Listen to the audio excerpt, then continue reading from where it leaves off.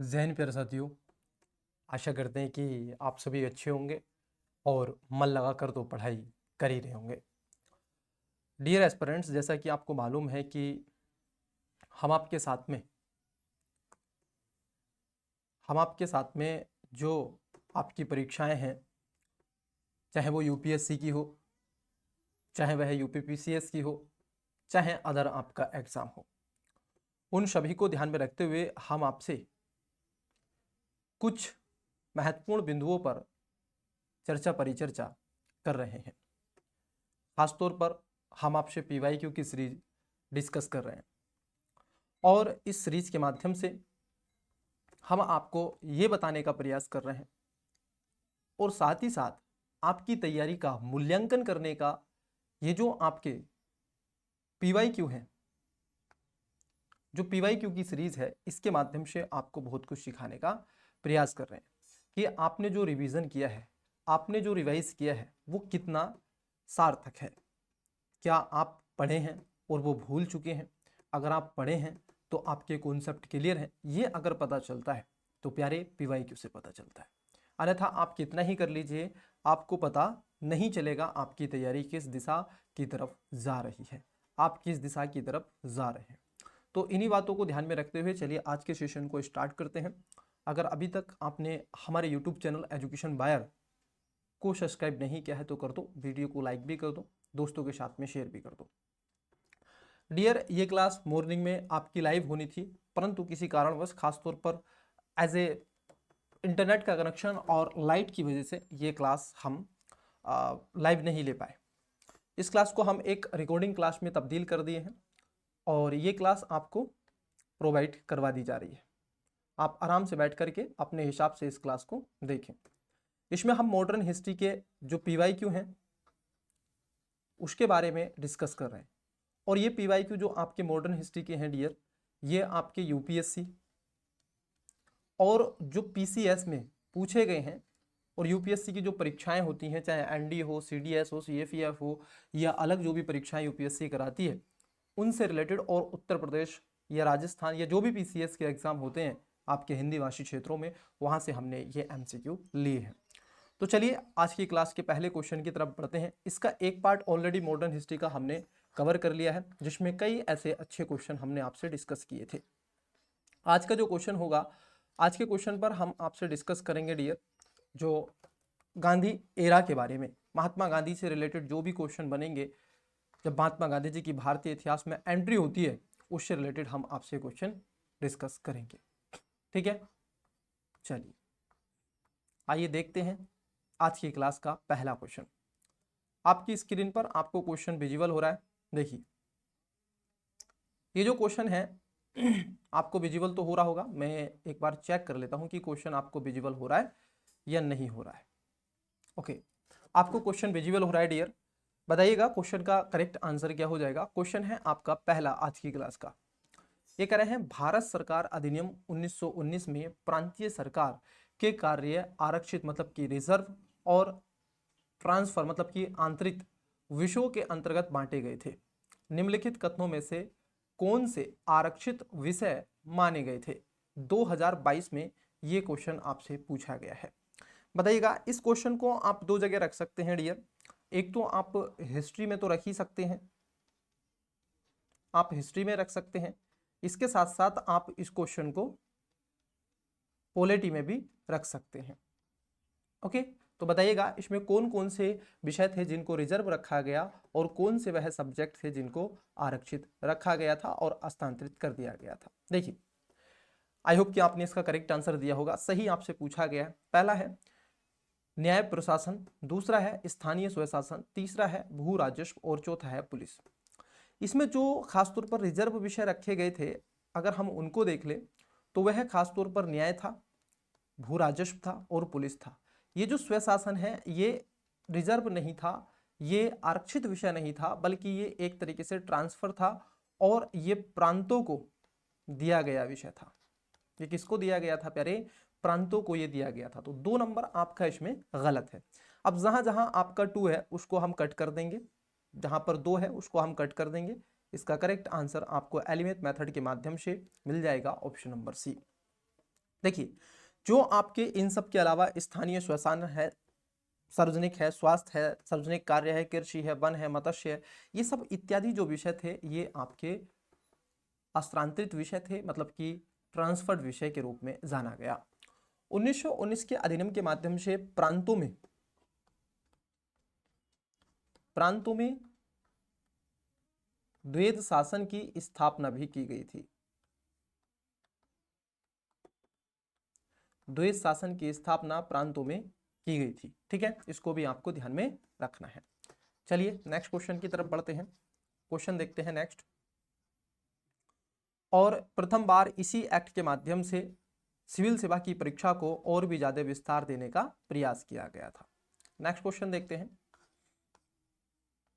Question है आपका second. देखिए क्वेश्चन क्या है। क्वेश्चन है आपका, निम्नलिखित कथनों पर विचार कीजिए। 2021 में यूपीएससी की परीक्षा में यह क्वेश्चन पूछा गया है। क्वेश्चन को पढ़िएगा और आराम से धैर्यपूर्वक क्वेश्चन को पढ़ के इसका राइट आंसर दीजिएगा।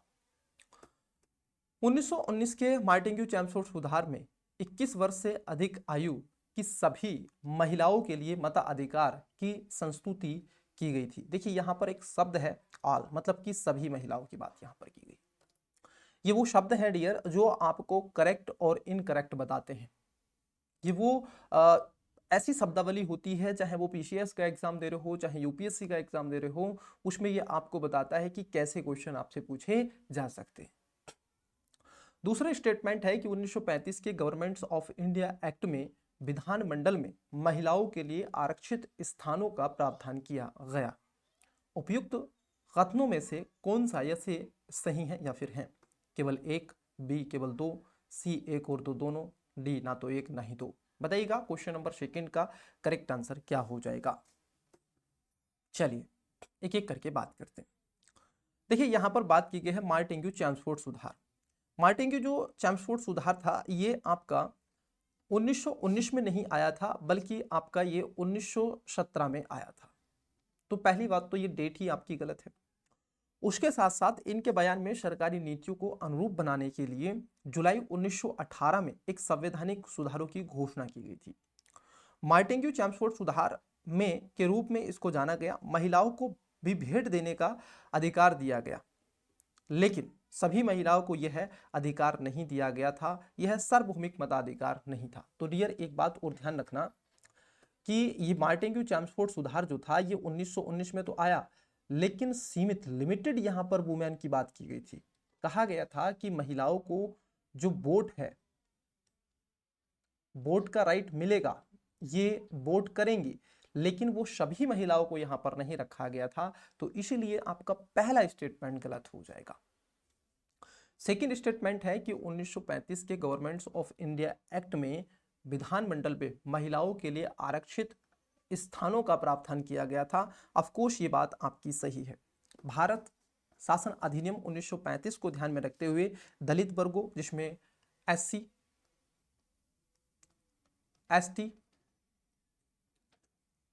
और वुमेन, इनको ध्यान में रखते हुए इनको खासतौर पर, और श्रमिकों को, किसको, जो लेबर थी, श्रमिक थे, श्रमिकों को इन्हें भी क्या थे, आरक्षित विषय रखे गए। और इनको अब क्या था, निर्वाचन मंडल, एक अलग निर्वाचन, सेपरेट इनका निर्वाचन मंडल के सांप्रदायिक प्रतिनिधि के सिद्धांत को बढ़ावा दे दिया गया था।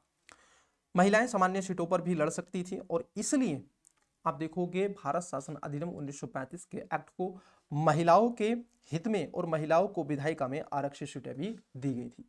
तो यहाँ पर सेकंड जो स्टेटमेंट है वो आपका सही है, और बाकी का पहला स्टेटमेंट गलत है। देखो पहला गलत होगा तो ए गलत हो जाएगा और सी भी आपका गलत हो जाएगा।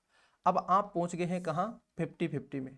तो ऐसी कंडीशन में आपको केवल दूसरे स्टेटमेंट को एक दो बार और पढ़ लेना है, ठीक है, 2-3 सेकंड में, तो आप उससे राइट आंसर की तरफ शायद पहुंच जाएंगे एकदम से अच्छी डायरेक्शन में। ठीक है, और मैं कहूंगा देखिए, जब भी अगर आप कोई भी परीक्षा में बैठे हुए और इस टाइप के क्वेश्चन आपसे पूछे जाते हैं जहां स्टेटमेंट बेस होते हैं, जहां पर आपसे दो स्टेटमेंट दे दिया जाता है, फिर आपसे पूछा जाता है केवल एक और केवल दो, तो उस कंडीशन में मैं आपको सजेस्ट करूंगा प्यारे कि उस कंडीशन में आपने क्या करना चाहिए, उस कंडीशन में आपने आवश्यक रूप से रिस्क लेना चाहिए। उस कंडीशन में आपको रिस्क लेना चाहिए और आपको जो बचा हुआ है उसमें आपको अटेम्प्ट जरूर करना चाहिए, क्वेश्चन को अटेम्प्ट जरूर करें, ये मैं आपसे कहूँगा। स्कीप ना करें अगर आपने उसको टाइम दिया है और एक को आपने उसमें से गलत साबित कर दिया तो। चलिए नेक्स्ट क्वेश्चन देखते हैं। क्वेश्चन नंबर है 3, जूम कर देते हैं ताकि आपको क्वेश्चन पूर्ण रूप से विजिबल हो। इनमें से कौन अंग्रेजी में अनुदित प्राचीन धार्मिक भारतीय धार्मिक गीताकव्य मतलब कि सॉन्ग फ्रॉम प्रिजन से संबंधित हैं? ये 2021 में आपसे पूछा गया था। इनमें से कौन है जिन्होंने खासतौर पर सॉन्ग फ्रॉम प्रिजन से संबंधित है? ये किसके द्वारा लिखा गया था? ऑप्शन नंबर ए बाल गंगाधर तिलक, बी जवाहरलाल नेहरू, सी मोहनदास करमचंद गांधी और D Sarojini Naidu. I hope कि आपने इसका राइट आंसर कमेंट्स में दिया होगा। देखिए इसका राइट आंसर हो जाएगा मोहनदास करमचंद गांधी मतलब कि महात्मा गांधी जी। हुआ क्या था, ये इन्होंने कब लिखा था डियर, ये इन्होंने जब ये यजुर्वेदा जेल में थे 1930 में, ठीक है, तो उस समय इन्होंने लिखा था यरवदा जेल में, उस समय इन्होंने ये लिखा था। अपने कारावास के दौरान में मोहनदास करमचंद गांधी उनके एक उपनिषद और अन्य पवित्र ग्रंथों के भजनों में गीतों का अनुवाद किया गया था, जो जेल से गीत के रूप में भी इसको जाना जाता है। तो इसको क्या और कहते हैं? इसको जेल से गीत के रूप में भी जाना जाता है, जेल से गीत के रूप में, ये ध्यान में रखना। चलिए नेक्स्ट क्वेश्चन की तरफ बढ़ते हैं। नेक्स्ट क्वेश्चन की तरफ बढ़ते हैं। देखिए क्वेश्चन नंबर है आपका 4। आई होप कि आपको क्वेश्चन विजिबल हो रहा है। देखिए क्वेश्चन को पढ़िएगा और क्वेश्चन नंबर 4 का राइट आंसर देने का प्रयास कीजिएगा। गांधी इरविन समझौते से निम्नलिखित में से क्या सम्मिलित था या थे?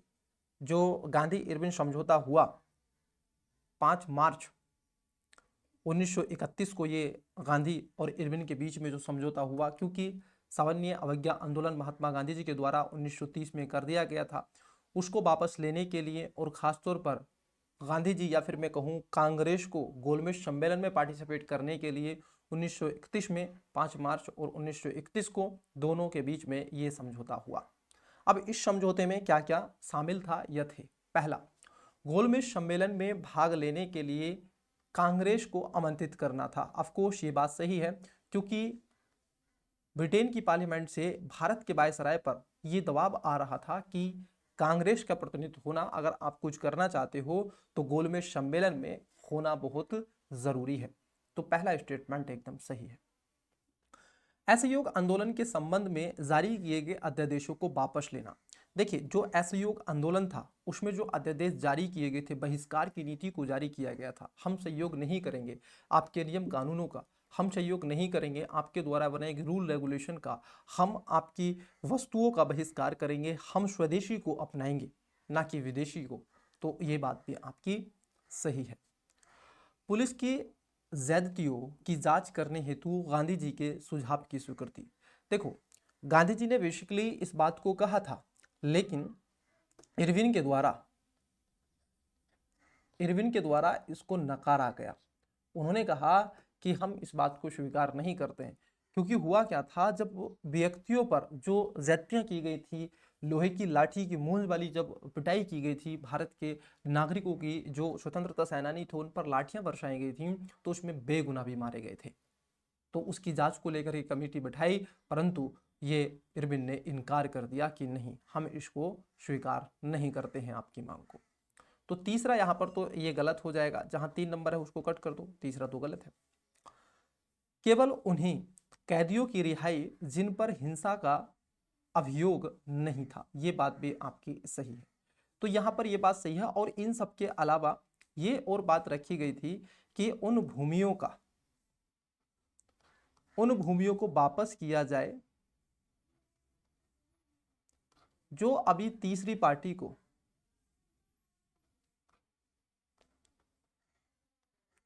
बेची नहीं गई हैं। उनको दे दो, जिसकी थी उसको दे दो। अब कई बार यहाँ पर नाराजगी महात्मा गांधी से लोगों की ज्यादातर ये रहती है कि महात्मा गांधी जी चाहते तो बाल गुरु सुखदेव और भगत सिंह जैसे व्यक्ति को बचा सकते थे, ऐसे वीर सपूत को बचा सकते थे, उनकी फांसी को रोक सकते थे, क्योंकि 1931 में ही उनको फांसी हुई थी इरविन समझौते के बाद 28 में। तो उन पर कई ऐसे आरोप लगे हैं। देखिए डियर, बहुत सारी चीजें बदलती हैं हर एक कथन के पीछे, हर एक मूवमेंट्स के पीछे। शायद वो आक्रोश, शायद वो प्रियता जो आज भगत सिंह को हम देते हैं शायद ना देते, क्योंकि उसका एक ये भी है कि देश के प्रति जो बलिदान उनका रहा, ऐसा बलिदान आप देखोगे शायद ही किसी का रहा हो, ऐसा बलिदान शायद ही किसी का रहा हो। निडर वो व्यक्ति भगत सिंह, आज जो युवाओं की रगों में खून दौड़ता है ना, वो 90% भगत सिंह दौड़ता है। क्यों? क्योंकि वो भगत सिंह था, वो शेर सपूत था, जो खास तौर पर लड़ते लड़ते इस देश की वीरगति को प्राप्त हुआ। बहुत सारी चीजें होती हैं, अगर वो बच जाते शायद वो क्या पता फिर गोली से मारे जाते या फिर ना मारे जाते, तो शायद इतना वो परफॉर्म नहीं कर सकते। बहुत सारी चीजें होती हैं डियर कि एक बार यूपीएससी ने, मैं क्यों बोल रहा हूं, एक बार यूपीएससी ने मेंस में क्वेश्चन पूछा, अगर महात्मा गांधी ना होते, ये क्वेश्चन पूछा, अगर महात्मा गांधी ना होते तो देश की आजादी क्या होती। तो इस पर अपने विचार व्यक्त करने थे कि बताइएगा अब क्या होता अगर महात्मा गांधी ना होते, देश आजाद क्या आपको उसी समय हो जाता या उसके बाद में होता, ये भी इसके अंतर्गत विषय था। तो इसमें राइट आंसर क्या हो जाएगा? ऑप्शन नंबर आपका बी हो जाएगा। क्वेश्चन नंबर 5 देखो, क्वेश्चन नंबर 5,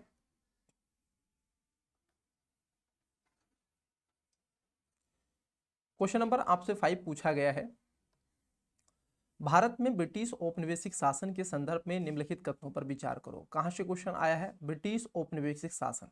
अब ये कंप्लीटली है, यहाँ पर आर्थिक हो सकता है, सामाजिक हो सकता है, सांस्कृतिक हो सकता है, बौद्धिक हो सकता है, कुछ भी पूछा जा सकता है। पहला, बंधुआ मजदूर प्रणाली को समाप्त करने में महात्मा गांधी की अहम भूमिका थी। जो बंधुआ मजदूर प्रणाली है, आज भारतीय संविधान के आर्टिकल 23 और 24 में शोषण के विरुद्ध अधिकार में तब्दील किया गया है। तो क्या ये बात आपकी सही है? बोलो हाँ। बात एकदम सही है, क्योंकि महात्मा गांधी जी ने 1906 में जोहान्सबर्ग में जो इंपीरियल और सीथेटर्स में महात्मा गांधी जी के द्वारा एक जनसभा आयोजित की थी, जिसमें लगभग 3000 लोगों ने कानून की अवहेलना करी थी। ठीक है, ये जो बंधुआ मजदूरों के प्रति, तो ये बात एकदम आपकी सही है। लॉर्ड चैम्सफोर्ड के वार कॉन्फ्रेंस में महात्मा गांधी ने विश्व युद्ध के लिए भारतीयों की भर्ती के प्रस्ताव का समर्थन नहीं किया। ये बात आपकी गलत है। देखो, जब फर्स्ट वर्ल्ड वार था, जब आपका फर्स्ट वर्ल्ड वार था, तो उसमें महात्मा गांधी जी ने खुल के कहा था, खुल के क्या किया था, आप देखोगे सपोर्ट किया था, खुल के सपोर्ट किया था कि हम आपके साथ में हैं, लेकिन आपको क्या करना होगा, आपको देश को आज़ाद करना होगा, आपको लोगों को आज़ादी देनी होगी, जो विभिन्न प्रकार के कानून आपने बना के रख रखे हैं उनको समाप्त करना होगा। तो ये बात आपकी सही है, परंतु सेकंड स्टेटमेंट गलत है। अब देखो, सही आपसे पूछा था, जहां 2 नंबर है उसको काट दो, राइट आंसर आपका मिल जाएगा, ऑप्शन नंबर 20 का करेक्ट आंसर हो जाएगा। भारतीय लोगों द्वारा नमक कानून तोड़ने के परिणाम स्वरूप भारतीय राष्ट्रीय कांग्रेस को औपनिवेशिक शासकों द्वारा अवैध घोषित कर दिया गया था। सविनय अवज्ञा आंदोलन आपको याद होगा महात्मा गांधी जी का, जब 1928 में, देखो 12 मार्च, इसको दांडी मार्च यात्रा भी कहते हैं, 12 मार्च 1930 को शुरू हुआ और 24 दिन की अवधि के लिए इसको बढ़ाया गया। मार्च साबरमती आश्रम से गुजरात के दांडी तक ये चला, जिसमें नमक कानून गांधी जी ने 6 अप्रैल को तोड़ा था। ये थोड़ा सा मोस्ट है, 6 अप्रैल, ठीक है, 6 अप्रैल को ये तोड़ा था और 1930 में, ठीक है, क्या तोड़ा था? नमक कानून।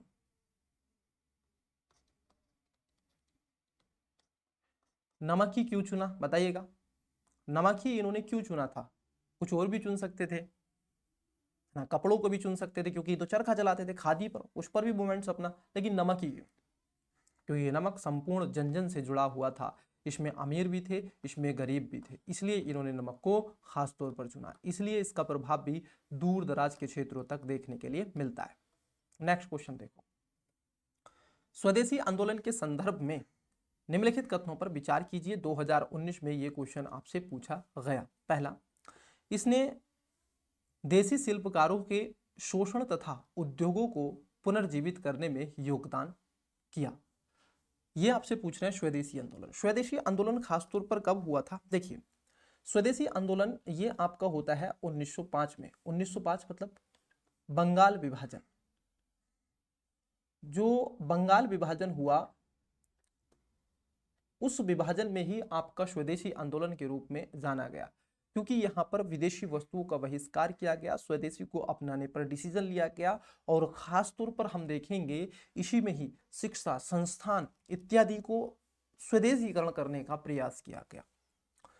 तो ये बात आपकी सही है कि देसी शिल्पकारों और कौशल व उद्योगों को पुनर्जीवित करने में योगदान दिया था, तो ये बात आपकी सही हो जाएगी। दूसरा है, स्वदेशी आंदोलन के एक अवयव के रूप में राष्ट्रीय शिक्षा परिषद की स्थापना भी की गई थी। ऑफकोर्स ये बात सही है, दोनों बातें यहाँ पर आपकी सही हो जाएंगी। आपसे सही पूछा गया था, तो correct answer option number C इसका हो जाएगा। इट इज क्लियर ये ना?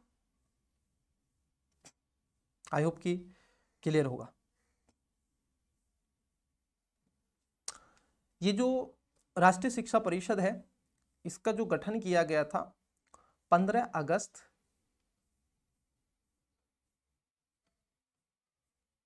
1906 को किया गया था। ध्यान रखेंगे, 15 अगस्त को भारत को आजादी भी मिली थी, ऐसे भी आप इसको याद रखेंगे। चलिए नेक्स्ट क्वेश्चन देखते हैं। क्वेश्चन नंबर 7, निम्नलिखित में से कौन सा विकल्प चंपारण सत्याग्रह का एक अति महत्वपूर्ण पहलू है? चंपारण सत्याग्रह ये हो जाता है 1917 में। हुआ क्या था, चंपारण में जो 3 कठिया कानून थे, जिसमें खासतौर पर नील की खेती खासतौर पर ये थी, और इस नील की खेती का था 20/3/20 भाग पर इसको करना जरूरी था। इसको 3 कठिया भी कहते हैं, 3/20 इसको इसके नाम से जाना जाता है। हुआ क्या था, वर्ष 1916 में, जरा समझना, 1916 में लखनऊ अधिवेशन था कांग्रेस का। तो सब प्रथम बार महात्मा गांधी जी ने इस सम्मेलन में पार्टिसिपेट किया। सबसे पहले महात्मा गांधी जी ने इस सम्मेलन में पार्टिसिपेट किया था। अब उसको ध्यान में रखते हुए जब महात्मा गांधी जी ने इसमें पार्टिसिपेट किया था डियर, तो वहां पर राज शुक्ल नाम का एक व्यक्ति था जो चंपारण से बिलोंग करता था। उसने क्या कर दिया, उसने महात्मा गांधी जी से बात अपनी रखी और कहा, कृपया करके आपसे विनती है कि आप चंपारण में आह्वान करें। उसके बाद 1917 में क्या था, आपका कलकत्ता अधिवेशन हुआ कांग्रेस का। इसकी अध्यक्षता सरोजनी नायडू ने करी थी, सॉरी एनी बेसेंट ने, ध्यान रखना, एनी बेसेंट ने इसकी अध्यक्षता करी थी। 1 सेकेंड रुकिएगा। ओके, एनी बेसेंट ने इसकी अध्यक्षता करी थी। अब देखिए हुआ क्या था, जब एनी बेसेंट ने इसकी अध्यक्षता करी थी डियर, तो यहीं पर राज्य शुक्ल नाम का व्यक्ति था जो चंपारण से आता था। उसने महात्मा गांधी जी से कहा, कृपया करके एक बार चंपारण आप आह्वान करें, आप देखें। तो जैसे ही अधिवेशन समाप्त हुआ, तो सबके प्रिय, हमारे सबके प्रिय प्यारे महात्मा गांधी जी डायरेक्टली चले जाते हैं कहाँ, चंपारण। और चंपारण के उस माहौल को देखते हैं, जानते हैं, तो वहां पर जो लोगों की स्थिति दयनीय बनी हुई थी, वहां पे खाने के लिए अच्छा खाना नहीं, पीने के लिए पानी नहीं, अकाल जैसी चरम स्थिति वहां पर बनी हुई थी। तो महात्मा गांधी जी ने उस चीज को देखा और सर्वप्रथम बार महात्मा गांधी जी के द्वारा वहीं पर आप देखोगे आमरण अनशन किया गया था। वहीं पर महात्मा गांधी जी बैठ गए थे अपने अनुयायियों के साथ। गांधी करके एक मूवी है, अगर आप उसको देखेंगे तो बहुत सारी चीजें उसमें दिखाई गई हैं, बट वास्तविक तो नहीं है, लेकिन एक काल्पनिक तो है, उस घटना पर तो आधारित चीज है। तो आप उससे बहुत कुछ सीख सकते हैं डियर, मतलब कि बहुत कुछ आप उससे समझ जाएंगे। ठीक है, चलिए तो ये चंपारण का मुद्दा था। अब महात्मा गांधी जी बैठे तो वहां पर क्या था, 3/20 पर आपको नील की खेती करना जरूरी था। ठीक है, उस स्थिति से महात्मा गांधी जी प्रभावित हुए, राजसूय के साथ में वहां पर गए, उन्होंने वहां का भ्रमण किया और करने के पश्चात कहा ये सब नहीं होगा। ये पहली विजय थी महात्मा गांधी जी की भारत देश के अंतर्गत। वो चाह भी रहे थे मैं कुछ ऐसा करूं, एक साधु के रूप में। सब लोग कहते थे कि पता नहीं कौन है, एक धोती पहन के हाथ में डंडा है, ना पुलिस है ना फोर्स है, और जैसे ही वो व्यक्ति बैठ जाता है तो पूरी सरकार हिल जाती है। वो क्षमता रखने वाले व्यक्ति थे मोहनदास करमचंद गांधी। ऐसे ही सब लोग गांधी नहीं होते। तो यहाँ पर है राष्ट्रीय आंदोलन में अखिल भारतीय स्तर पर अधिवक्ताओं, विद्यार्थियों और महिलाओं की सक्रिय सहभागिता। बी में कह रहे हैं राष्ट्रीय आंदोलन में भारत के दलित और आदिवासी समुदायों की सक्रिय। देखो यहाँ पर दलित और आदिवासियों से कोई लेना देना है नहीं, ये तो कृषि से संबंधित था। भारत के राष्ट्रीय आंदोलन में किसान असंतोष का सम्मिलित होना, रोपण फसलों और वाणिज्यिक फसलों की खेती पे भारी गिरावट, नहीं ये भी नहीं है। अब यहाँ पर स्टूडेंट्स कई कंफ्यूज हो जाएंगे कि सर या तो इसका सी होगा या फिर ए होगा। देखो पहला, राष्ट्रीय आंदोलन में अखिल भारतीय स्तर पर अधिवक्ताओं, विद्यार्थियों और महिलाओं की सक्रिय भागीदारी। ये कोई आंदोलन थोड़ा ही नहीं था। जो चंपारण ये एक सत्याग्रह था। महात्मा गांधी यहाँ पर जाकर के बैठते हैं और जो कानून थे उनका उल्लंघन करते हैं और कहते हैं इनको वापस लो। बस इसमें लोग तो उन्हें देखने के लिए भीड़ उमड़ी थी कि जो व्यक्ति अफ्रीका के अंदर जाकर के ब्रिटेन को झुका सकता है तो भारत में क्या कर सकता है। तो इसका जो राइट आंसर है option number C, it is correct now. इसका करेक्ट आंसर हो जाएगा ऑप्शन नंबर प्यारे सी, राइट आंसर हो जाएगा। इट इज क्लियर या ना। मतलब कि भारत के राष्ट्रीय किसानों में किसान असंतोष, जो आंदोलन में किसान असंतोष का सम्मिलित होना, इसके लिए जाना जाता है। चलिए नेक्स्ट क्वेश्चन की तरफ बढ़ते हैं। आइए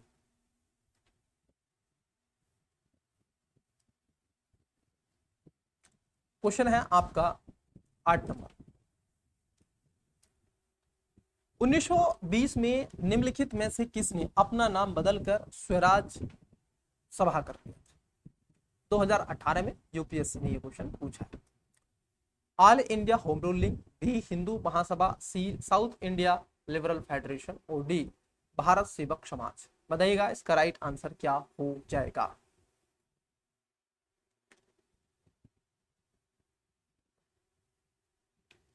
देखिए इसका करेक्ट आंसर होगा option number A, all India Home Rule league.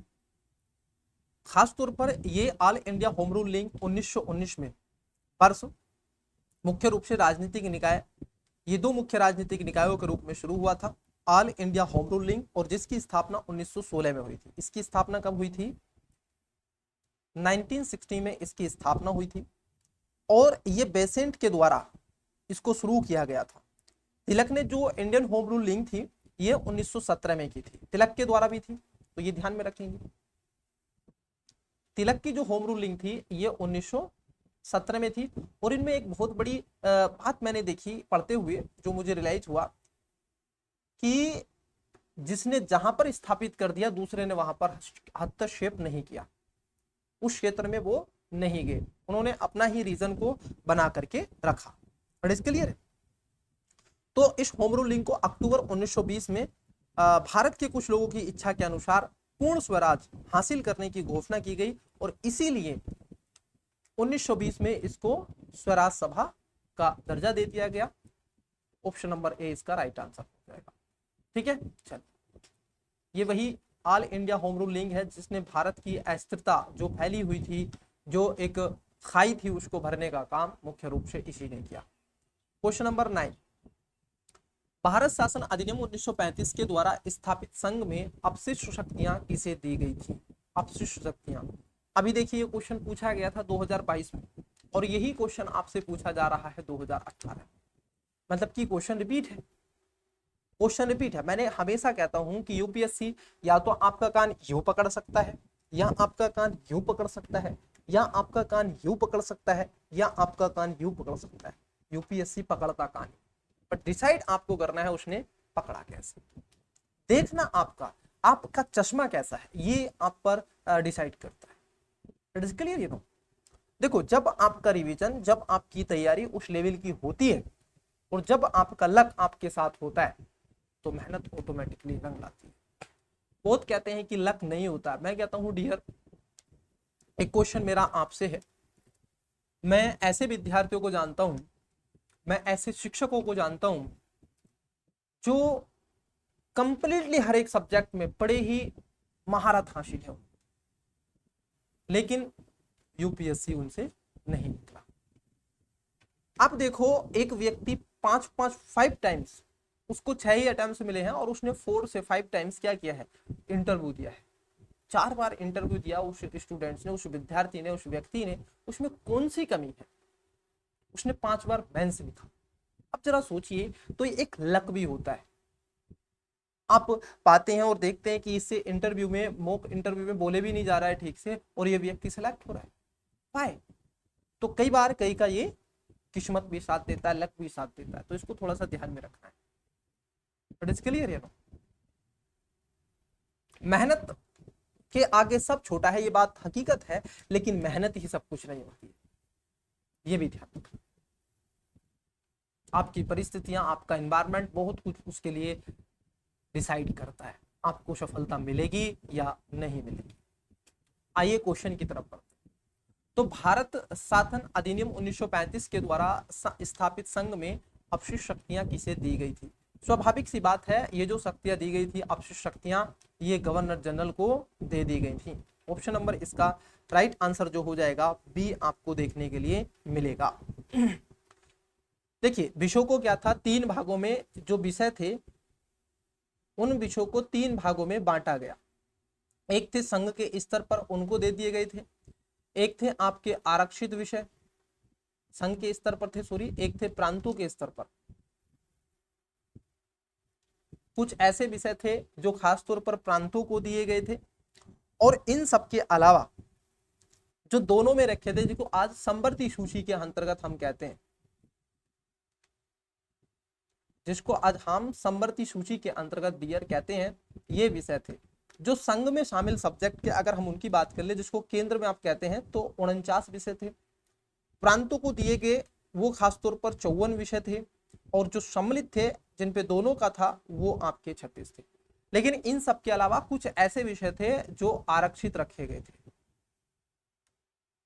और इन पर राइट्स किसका था, ये आपके गवर्नर महोदय का था, भारत के गवर्नर जनरल का था।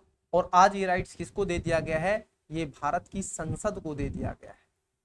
और ये जो आज तीनों विषय हैं, ये भारत की जो समवर्ती सूची है, आप संविधान की जो अनुसूची आप 7 पढ़ते हैं, तो उसमें आपको ये देखने के लिए मिलेगा। इट इज क्लियर या नो? चलिए, आई होप कि आपको चीजें समझ में आ गई। क्वेश्चन की तरफ बढ़ते हैं। नेक्स्ट अगला क्वेश्चन देखते हैं।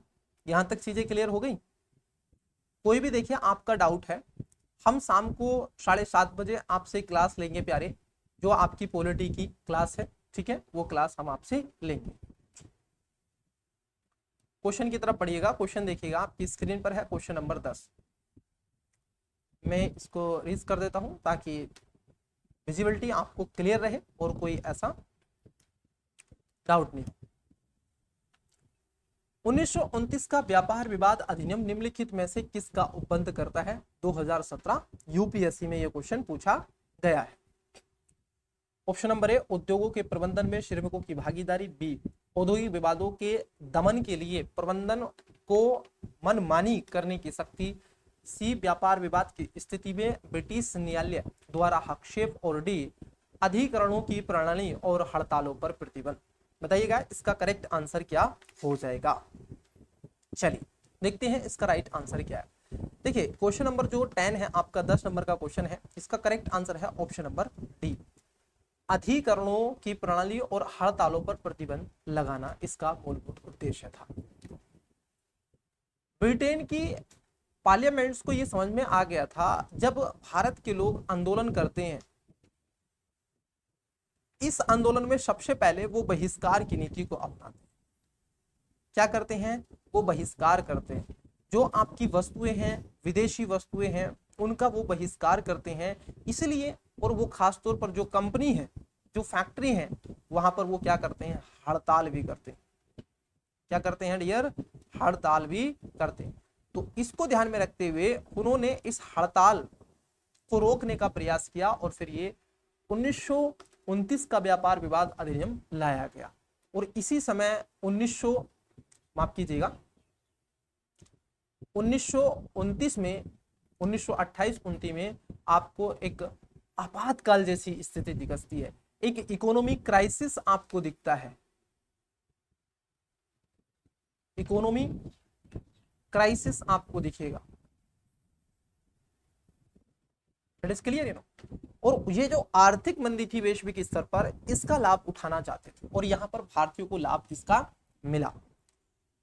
इस खास तौर पर अगर हम देखें, इसमें किसी भी हड़ताल या तालाबंदी को अवैध बना दिया गया था और व्यापार या उद्योग के भीतर जो व्यापार विवाद होते थे उसको वकालत करने के अलावा कोई अन्य उद्देश्य भी था।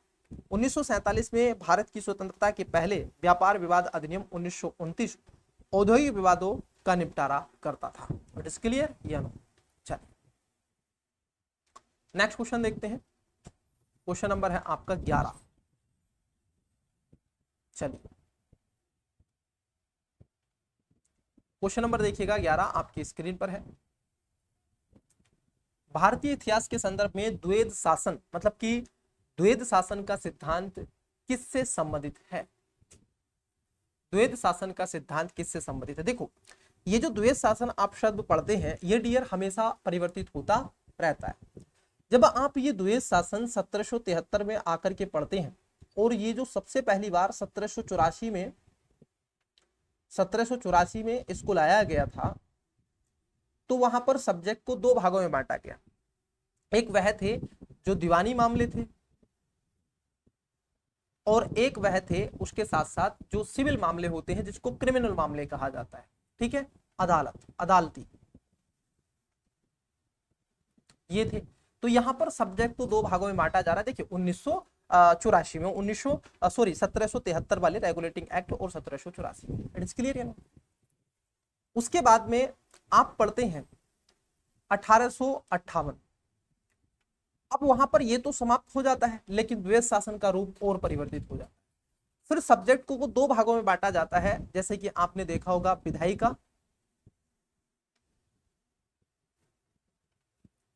विधायिका और कार्यपालिका।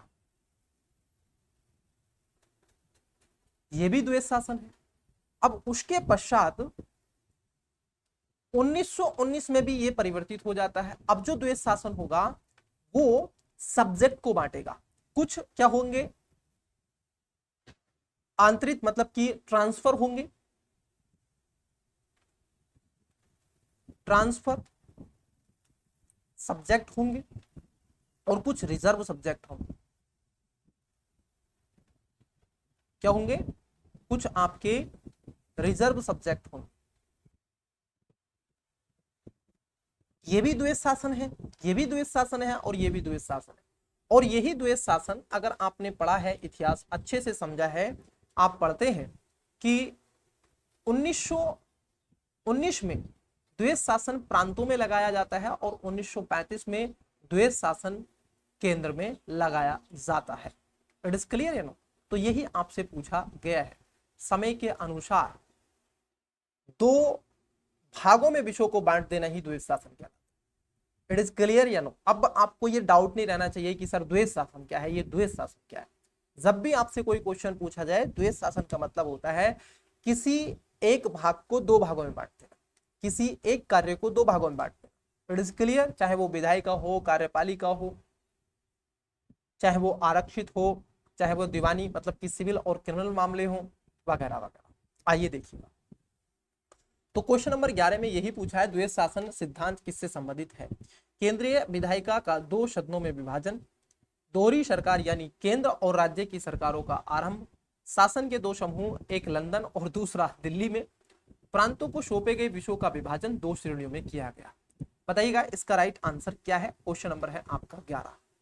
देखिए इसका करेक्ट आंसर हो जाएगा, द्वैध शासन है प्रांतों को सौंपे गए विषयों का विभाजन दो श्रेणियों में किया गया था। और ये प्रांतों में द्वैध शासन 1919 में प्रांतों में द्वैध शासन की स्थापना की गई और इस सब्जेक्ट को दो भागों में बांटा गया था। कौन से दो विषय थे? एक थे आपके रिजर्व और एक थे आपके ट्रांसफर। इट इज क्लियर या नो? तो ये क्वेश्चन ऑलरेडी पहले भी पूछा जा चुका है। इसका राइट आंसर क्या हो जाएगा? ऑप्शन नंबर आपका डी हो जाएगा डियर।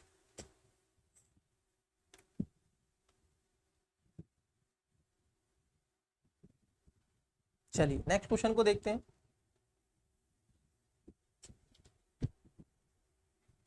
क्वेश्चन देखते हैं नेक्स्ट, 12 नंबर का क्वेश्चन। 1927 की बटलर समिति का उद्देश्य था यूपीएससी 2017 ए केंद्र और प्रांतीय सरकारों के अधिकार क्षेत्र को परिभाषित करना, बी भारत के राज्य सचिव की शक्तियों को परिभाषित करना, सी राष्ट्रीय प्रेस पर सेंसरशिप लागू करना, और डी भारत सरकार और भारतीय राज्यों के बीच संबंधों में सुधार करना। Butler committee 1927। 16 दिसंबर 1927 को गठित होती है एक समिति जिसको बटलर समिति के नाम से जाना जाता है। इसका मूलभूत उद्देश्य होता है भारत सरकार और भारतीय राज्यों के बीच में जो संबंध थे, जो रिलेशन था, जो रिलेशनशिप थी, उस पर दृष्टिपात करना। क्योंकि कई बार क्या होता था, भारत सरकार और राज्यों के बीच में कई बार संबंध टूट और फूट जाते थे। कई बार वो स्थिति मिलती थी, दोनों में टकराव की स्थिति देखने के लिए मिलती थी। आज अगर टकराव की स्थिति होती है तो आज तो भारत में जुडिशरी है, न्यायपालिका सुप्रीम कोर्ट है, वो इस पर एक्शन ले लेती है। तो इसमें खासतौर पर राज्यों का दौर किया गया और इसके अपनी रिपोर्ट जो थी, ये लगभग 16 राज्यों का इसने रिपोर्ट को तैयार किया और 1929 में अपनी रिपोर्ट इसने प्रकाशित की थी बटलर कमेटी ने। चलो ऑप्शन नंबर क्या हो जाएगा? डी इसका करेक्ट आंसर है। यहां तक चीजें क्लियर हैं? आइए क्वेश्चन देखते हैं नेक्स्ट। मार्टिन्यू चैम्सफोर्ड सुधार प्रस्ताव किससे संबंधित था यूपीएससी 2016? समाज सुधार से, शिक्षा सुधार से, लोक प्रशासन में सुधार से, या संवैधानिक सुधार? मार्टिन्यू चैम्सफोर्ड प्रस्ताव, मार्टिन्यू चैम्सफोर्ड सुधार जो था, ये आप देखोगे 1917 में मार्टिन्यू ने भारत में सेक्रेटरी ऑफ स्टेट के रूप में पदभार ग्रहण किया था। उसके बाद कई ऐसी ऐतिहासिक घोषणाएं की। भारत में ब्रिटिश नीति का एक समग्र उद्देश्य इसका होगा कि भारत में ब्रिटिश साम्राज्य का एक अभिन्न अंग के रूप में उत्तरदायी सरकार प्रगतिशील प्राप्ति करना, स्वशासी संस्थाओं का क्रमिक विकास करने का इसने प्रयास किया था। तो बताइएगा इसका राइट आंसर क्या? मार्टिन्यू चैम्सफोर्ड सुधार जो था ये 1918 से 1919 में आया था। तो पहली बात तो कब आया था? ये 1919 में आया था और इसका उद्देश्य था केवल और केवल संवैधानिक सुधारों को ध्यान में रखना। ऑप्शन नंबर क्या हो जाएगा? डी इसका करेक्ट आंसर हो जाएगा। क्वेश्चन है आपका 14 नंबर। भारत शासन अधिनियम 1919 ने स्पष्ट रूप से क्या परिभाषित किया? अब देखो 1919 पर मैंने कई क्वेश्चन आपसे डिस्कस कर लिए हैं, मुझे नहीं लगता अब आपको इसमें कोई दिक्कत हो रही होगी। तो मैं चाहता कि इस क्वेश्चन का राइट आंसर आप क्या करें, कमेंट्स करें डियर। ठीक है, क्वेश्चन नंबर 14 पढ़ देते हैं पुनः। भारत शासन अधिनियम 1919 ने स्पष्ट रूप से क्या परिभाषित किया था? ए न्यायपालिका और विधायिका के बीच शक्तियों का पृथक्करण, बी केंद्र और प्रांतीय सरकारों के अधिकार क्षेत्र, सी भारत के राज्य सचिव और वायसराय की शक्तियां, और डी इनमें से कोई नहीं। क्वेश्चन नंबर है 14। आयोग की आप इसका राइट आंसर समझ गए होंगे।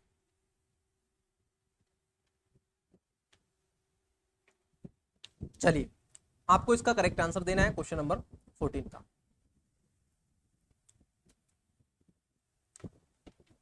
क्वेश्चन है आपकी स्क्रीन पर 15 नंबर 15। निम्नलिखित में से किसने अप्रैल 1930 में नमक कानून तोड़ने के लिए तंजौर तट पर एक मार्च का आयोजन किया था यूपीएससी 2015? बताइएगा किसने किया था? A V O Chidambaram Pillai, B C Rajagopalachari, D K Kamaraj, और D Annie Besant. Correct answer की तलाश चल रही है, बताइएगा करेक्ट आंसर क्या है? आप इसे पूछ रहे हैं। ओके देखिए प्यारे, इसका जो करेक्ट आंसर है ये हो जाएगा ऑप्शन नंबर आपका बी। ये जो नमक कानून तोड़ने वाला मुद्दा कहां से आया?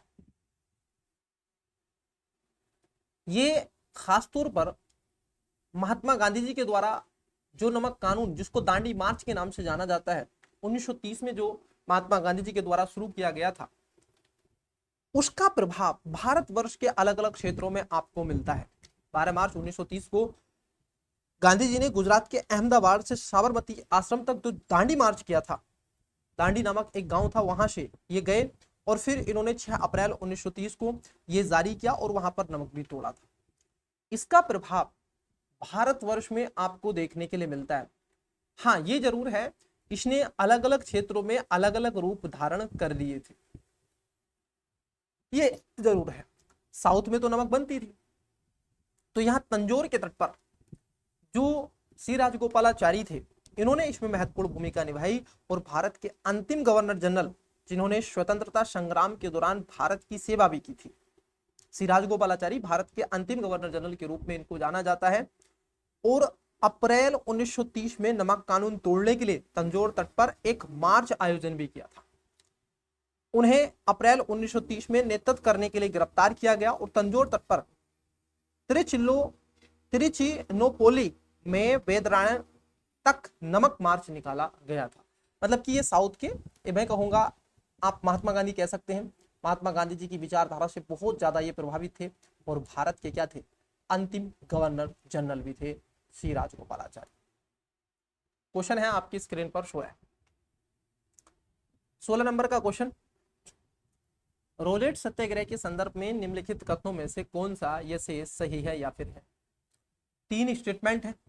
अब तीनों स्टेटमेंट में आपको बताना है कि इसका करेक्ट आंसर क्या हो जाएगा।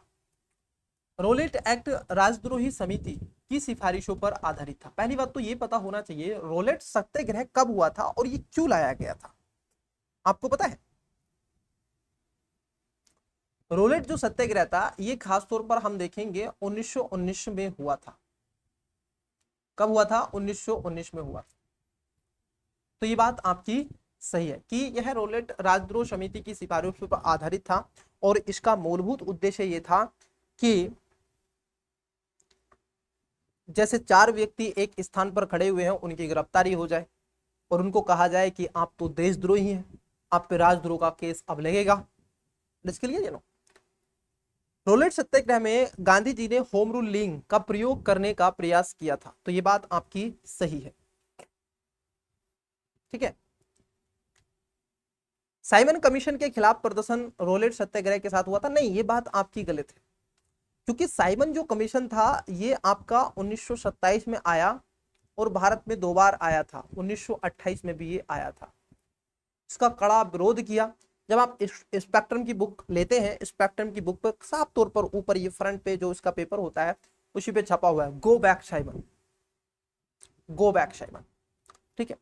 तो भारत में गो बैक साइमन के नारे आपके लगे थे। इट इज क्लियर या नो? बताइएगा, यहां तक चीजें आपकी क्लियर हैं या नहीं, ये मैं आपसे पूछना चाहता। तो तीसरा स्टेटमेंट गलत है। अब देखो, जब तीसरा स्टेटमेंट गलत होगा डियर, अब जहां 3 नंबर है उसको कट कर दो, पहला दूसरा सही है तो बी इसका राइट आंसर हो जाएगा। Got it? आओ नेक्स्ट क्वेश्चन की तरफ पढ़ो। क्वेश्चन नंबर है आपका 17। कांग्रेस सोशलिस्ट पार्टी के संदर्भ में निम्नलिखित कथनों पर विचार कीजिए। 2015 में क्वेश्चन ये पूछा गया है। मैं आपको एक और बात बता दूं,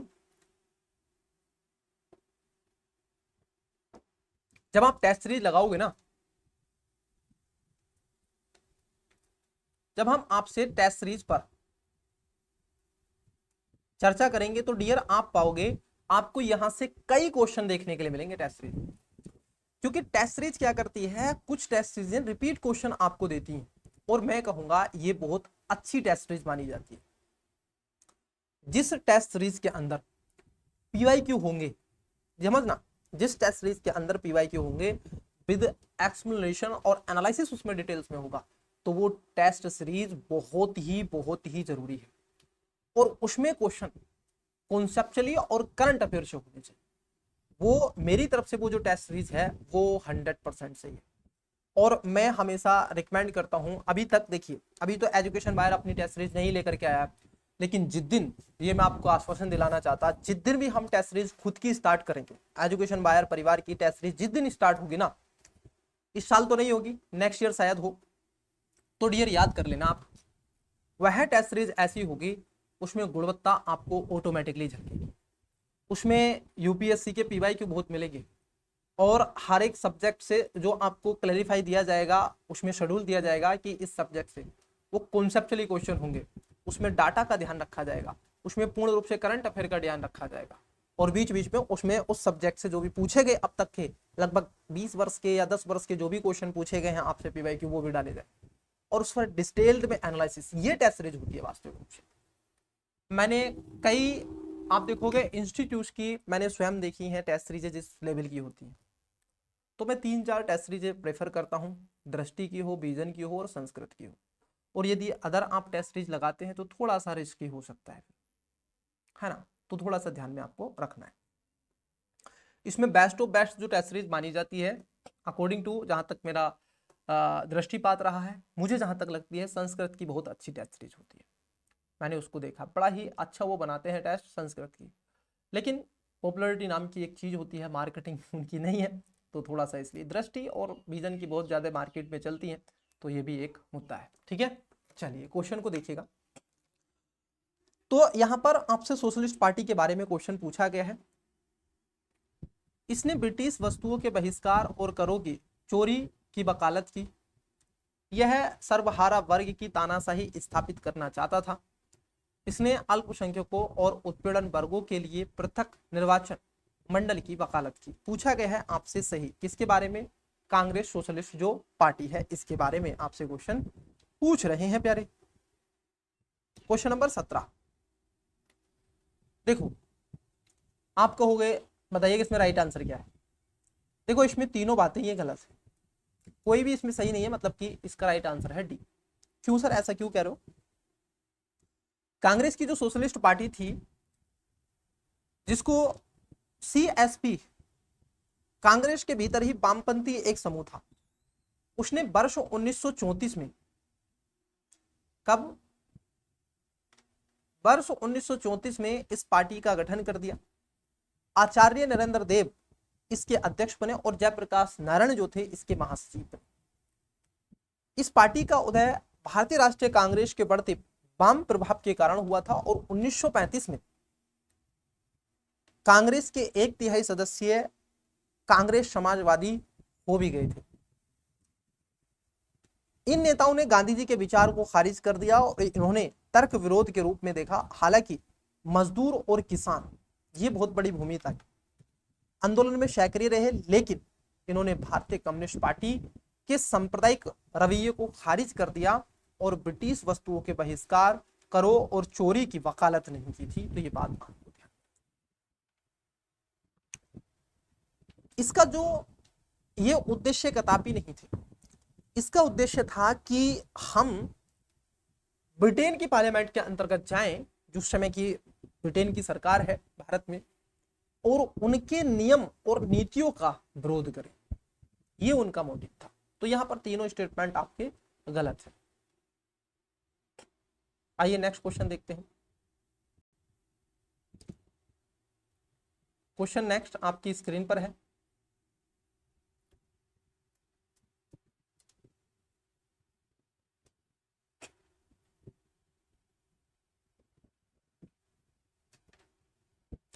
क्वेश्चन नेक्स्ट देखते हैं, लेकिन उससे पहले हम इसको रिफ्रेश कर देते हैं ताकि चीजें स्मूथली चलती रहे।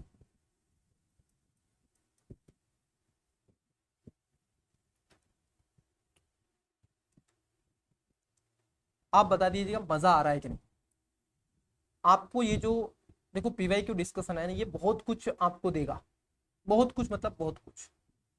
ये नींव होता है प्यारे, ये नींव होता है आपकी तैयारी का और पेपर को क्वालिफाई करने का। क्लियर? आइए क्वेश्चन की तरफ बढ़ते हैं। नेक्स्ट क्वेश्चन नंबर है 18। देखिए क्वेश्चन नंबर 18 में ये आपसे पूछ रहे हैं, क्वेश्चन नंबर 18 में भारतीय राष्ट्रीय कांग्रेस का 1929 का अधिवेशन स्वतंत्रता आंदोलन के इतिहास में महत्वपूर्ण क्यों? 2014 यूपीएससी ने क्वेश्चन पूछा। स्वशासन की प्राप्ति को कांग्रेस का उद्देश्य घोषित किया गया। पूर्ण स्वराज की प्राप्ति को कांग्रेस के लक्ष्य के रूप में अपनाया गया। असहयोग आंदोलन शुरू किया गया या लंदन में गोलमेज सम्मेलन में भाग लेने का निर्णय लिया गया।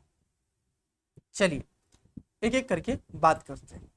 देखिए इसका जो राइट आंसर हो जाएगा ऑप्शन नंबर बी हो जाएगा, क्योंकि 1929 और 30 से पहले ये जो लाहौर अधिवेशन था,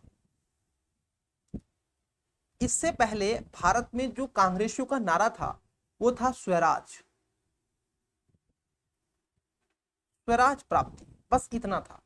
लेकिन जब इनका साइमन कमीशन आता है भारत और ये चुनौती देते हैं भारत को, जब नेहरू जी की रिपोर्ट आती है 1928 में, तब भारतवासियों को रियलाइज होता है कि ये अंग्रेज, ये भद्दे खून के, ये गलत ब्लड के ह्यूमन, इनको सबक सिखाने की जरूरत है। अब हमें स्वराज नहीं, अब हमको पूर्ण स्वराज चाहिए। क्या चाहिए? पूर्ण स्वराज चाहिए। अब हमको पूर्ण स्वराज चाहिए। फिर इन्होंने मांग करी थी और भारत में प्रथम जो पूर्ण स्वराज दिवस मनाया गया ये 26 जनवरी 1931 को मनाया गया। ये जो अधिवेशन था लाहौर अधिवेशन, ये आपका दिसंबर 1930 में हुआ था। कब हुआ था? दिसंबर 1930 में ये हुआ था। लेकिन ये पूर्ण स्वाधीनता दिवस रावी नदी के तट पर नेहरू जी ने तिरंगा फहरा दिया और यहां पर पूर्ण स्वराज की बात कर दी थी। तो इसका जो राइट आंसर है ऑप्शन नंबर आपका बी हो जाएगा। नेक्स्ट क्वेश्चन देखते हैं। 19 नंबर का क्वेश्चन है, भारत के लोगों ने साइमन कमीशन के आगमन के विरोध में आंदोलन किया क्योंकि? ये 2013 में पूछा गया। साइमन कमीशन 1927 और 1929 ये भारत में 2 बार आता है। ठीक है, बड़ा चकित था, बड़ा अचंबा था जब पहली बार 2 बार शब्द का यूपी में एक एग्जाम हुआ था, RO ARO, उसमें ये पूछा गया था और ये एग्जाम लीक हो गया था। ये पुनः एग्जाम हुआ। अब स्टूडेंट्स कट ऑफ को लेकर के, आंसर क्यू को लेकर के अब इस पे विवाद चल रहा है। तो आजकल परीक्षाओं पर भी मुझे लगता है कि देखो, परीक्षाएं छोड़ के मुझे जहां तक लगता है अपना कुछ का बिजनेस कर लेना चाहिए तो बेटर है। मुझे ऐसा लगता है, आजकल मुझे ये फील होता है, क्योंकि आप कोई भी एग्जाम देखते हैं उसमें पेपर लीक स्कैम है, पूरा स्कैम है। किसी बड़े मंत्री का फोन आ जाता है, विधायक का फोन आ जाता है, सांसद का फोन आ जाता है, हमारे 2 बंदे हैं, किसी धार्मिक गुरु ग्रंथों जो गुरु धार्मिक गुरुवर हैं उनका फोन आ जाता है, कि कुछ व्यक्ति हैं, कुछ पर्सन हैं, है ना, कुछ ही बड़े अधिकारी का फोन आ जाता है कि हमारे 2-3 लड़के भाई सेलेक्ट होने चाहिए। इट्स क्लियर है नो। मैं ऐसे व्यक्तियों को जानता हूं जो यूपी पुलिस में भर्ती हुए हैं मनी के बल पर, ग्रुप डी की परीक्षाओं में वो लगे हैं मनी के बल पर। आप उनसे बैठा करके अगर हिंदी की सही से कविता सुन लें तो वो शायद चकरा जाए। उनसे अगर आप स्टैटिक जी के पूछ ले तो शायद वो चकरा। आपके आसपास में भी ऐसे व्यक्ति होंगे जो ग्रुप डी में लगे हुए होंगे, कोर्ट में लगे होंगे, रेलवे में लगे होंगे। ये सब चलता है प्यारे, और ये सच्चाई है, ये सत्यता है। आज चीजें AI की दुनिया में लीक हो जाती हैं, आज आर्टिफिशियल इंटरनेट ऑफ थिंग्स की दुनिया में लीक हो जाती हैं, पहले चीजें लीक नहीं होती। आज व्यक्ति बदलू होते हैं, वो एक इंस्टीट्यूट को छोड़ता है। आपने देखा होगा एक ही टीचर आपको कई जगह पढ़ा रहा होगा, एक ही जो टॉपर होता है उसके फोटो अलग अलग कोचिंग इंस्टीट्यूट्स के बैनर में छप रहा होगा। हमारे यहाँ से रैंक बंक इसने प्राप्त किए। मैं जब फर्स्ट टाइम 2021 में, हाँ 21 में मैं गया था दिल्ली, तो मैंने जब उस चीज को देखा तो मैं चक्कर खा गया कि मैं 2015 की IAS अधिकारी टीना ढाबी का फोटो हर जगह देख रहा हूं, हर जगह। हर एक कोचिंग इंस्टीट्यूट के आगे लिखा है रैंक 1 2015 3 अडाबी। अब मैं सोच रहा हूँ ये हो क्या रहा है, तो मुझे वहीं पर एक बात क्लिक करी कि पढ़ाई से ज्यादा यहाँ पर ये जो कोचिंग है ये मार्केटिंग कर रही है। और आपसे इंटरव्यू में सत्यता, निष्पक्षता, जीएस का पेपर नंबर 4 आप पढ़ते हैं यार, आप सब चीज जानते हैं, और फिर जानते हुए भी आप जाते हैं किसी कोचिंग पे, किसके लिए? एक आईफोन आपको दे दिया जाता है, 50,000 रुपए का एक आपको गिफ्ट दे दिया जाता है, 1 लाख रुपए आपको दे दिए जाते हैं, और आप उनकी महिमा मंडन कर देते हैं। मतलब कि बच्चों के साथ आप खिलवाड़ आधा करवाते हैं, जो टॉपर्स होते हैं, मैं इस बात की गारंटी लेता हूँ। आप ये नहीं कह पाते कि हमने वास्तविक, आप कहते हैं हमने ये भी पढ़ा है, यहाँ से ये बहुत अच्छे, तो फिर बच्चों को आप क्यों जाते हो? आप वहीं पर डटे रहो ना जहां से आपने किया है। अगर मैं नहीं पता आपने कौन से विषय किया है, लेकिन आप वहीं पर डटे रहो। आपने सेल्फ किया है तो हर जगह आप ये बोलो सबसे पहले कि मैंने किसी भी कोचिंग से नहीं पढ़ाई की है, मैंने फाउंडेशन नहीं किया है, मैंने केवल और केवल सेल्फ स्टडी की है। हाँ, मैंने कुछ इंस्टीट्यूट की मैगजीन जरूर ली है, मैंने ये जरूर कंटेंट यहाँ पर यूज किया है, लेकिन मैंने कोचिंग नहीं किया। आप ये क्यों बोलते हैं कि कोचिंग की है? ये सर से मैंने पढ़ा है, ऐसा मत बोलिए। जो बच्चे हैं उन पे बहुत प्रभाव पड़ता है, फिर बच्चे का माइंड डाइवर्ट हो जाता है कि वो अनअकैडमी पे जाए, वो दृष्टि पे जाए, वो कौन सी कोचिंग संस्थाओं पे जाए, वो विजन पे जाए, वो संस्कृति पे जाए, वो दीक्षांत, वो कौन सी पर जाए, कहाँ जाए, वो नेक्स्ट आईएएस पे पढ़े, कौन से आईएएस पे पढ़े, चाणक्य पे पढ़े, एजुकेशन बाय कहाँ पढ़े? वो आप जिससे लग रहे हैं आप केवल उसी का नाम, नहीं तो दूर दराज में बैठा हुआ बच्चा बहुत उसका सिस्टम मिल जाता है। क्वेश्चन को देखो, साइमन कमीशन। भारतीय कभी नहीं चाहते थे कि 1919 के अधिनियम की कार्यप्रणाली की समीक्षा की जाए। ये क्या बात कर दी इन्होंने? साइमन कमीशन ने प्रांतों में द्वेष शासन के समाप्ति की सिफारिश की थी? नहीं, ये सब कुछ भी नहीं किया था इसने। साइमन कमीशन ने कोई भारतीय सदस्य नहीं था। साइमन कमीशन ने देश के विभाजन का सुझाव दिया। देखो, साइमन कमीशन का जो खासतौर पर उद्देश्य था, इसका उद्देश्य केवल इतना मात्र था कि भारत में संवैधानिक विकास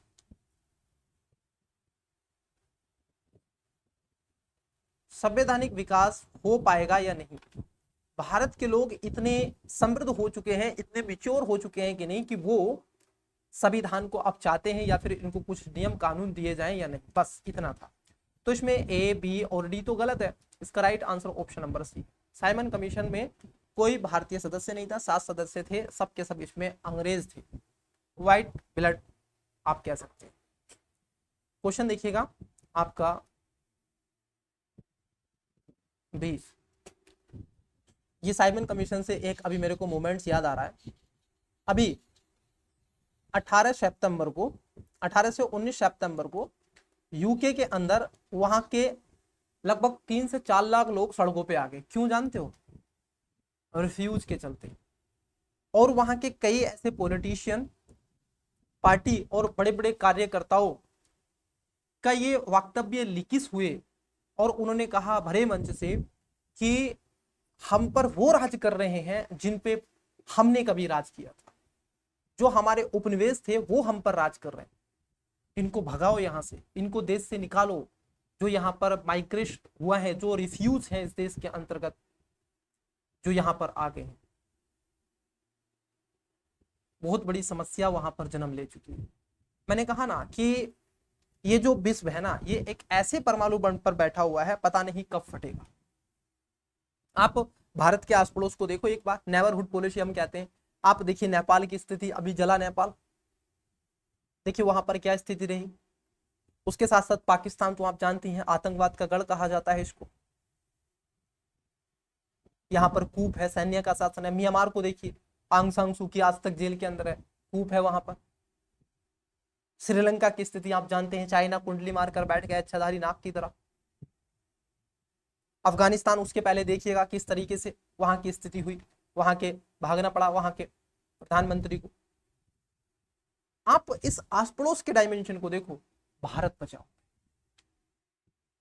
और भारत के आस पड़ोस में चीजें बड़ी गलत साबित हो रही हैं, घटित हो।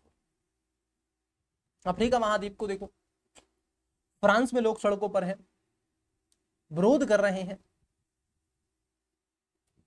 यूके में लोग विरोध कर रहे हैं, यूरोप के कई देशों में अशांति का माहौल पैदा है, ब्रिटेन आज अपने आर्थिक कमजोरी से जूझ रहा है। तो ये कई चीजें आपको नजर आ रही है। और यूक्रेन और रशिया का युद्ध आज भी नहीं टला है। अब देखिए 2022 से स्टार्ट हुआ, 2025 अंतिम पर है। खैर, ये सब एक अलग विषय है। आइए क्वेश्चन पर हमें चर्चा करनी है, क्योंकि मैं भटकना नहीं चाहता। अगर मैं भटका तो फिर खिंच जाएगा बहुत लंबा। भारत शासन अधिनियम 1919 का माफ कीजिएगा, उसमें पूछा गया विशेषताएं हैं। पहला, प्रांतों की कार्यप्रणाली सरकार में द्वैध शासन की व्यवस्था। देखो, प्रांतों में द्वैध शासन की स्थापना को बढ़ावा देने का प्रयास किया गया। मुसलमानों के लिए पृथक सांप्रदायिक निर्वाचन मंडलों की व्यवस्था की गई। क्या ऐसा बात है यहाँ पर? जी नहीं। केंद्र द्वारा प्रांतों को विधायिक शक्ति हस्तांतरण कर दी गई थी। यहाँ पर शक्ति को भी किया गया था और आपकी सिविल सर्विस को भी बढ़ावा देने का प्रयास किया गया था। तो 2 नंबर यहाँ पर गलत है। 2 नंबर जहां है उसको कट कर दो। पहला तीसरा, ऑप्शन नंबर सी आपका करेक्ट आंसर हो जाए। क्वेश्चन देखिएगा 11 नंबर का, सॉरी 21 नंबर। रोलेट एक्ट का उद्देश्य था, ये 2012 में क्वेश्चन पूछा गया। फिर से रोलेट एक्ट पूछा गया। युद्ध के प्रयासों के लिए अनिवार्य आर्थिक सहायता, परीक्षण के बिना कारावास और परीक्षण के लिए सारांश प्रक्रिया, खिलाफत आंदोलन का दमन या फिर प्रेस की स्वतंत्रता पर प्रतिबंध लगाना। रोलेट सत्याग्रह, आपको याद होगा रोलेट सत्याग्रह किस तरीके से लाया गया। रोलेट कमेटी की सिफारिश पर जो परीक्षण कारावास आपने कहा था ना, बिना दलील और बिना वकील वाला जो मुद्दा था, उसकी बात यहां पर की गई थी। ठीक है, ऑप्शन नंबर 20 का राइट आंसर है। आइए नेक्स्ट क्वेश्चन की तरफ पढ़ते हैं।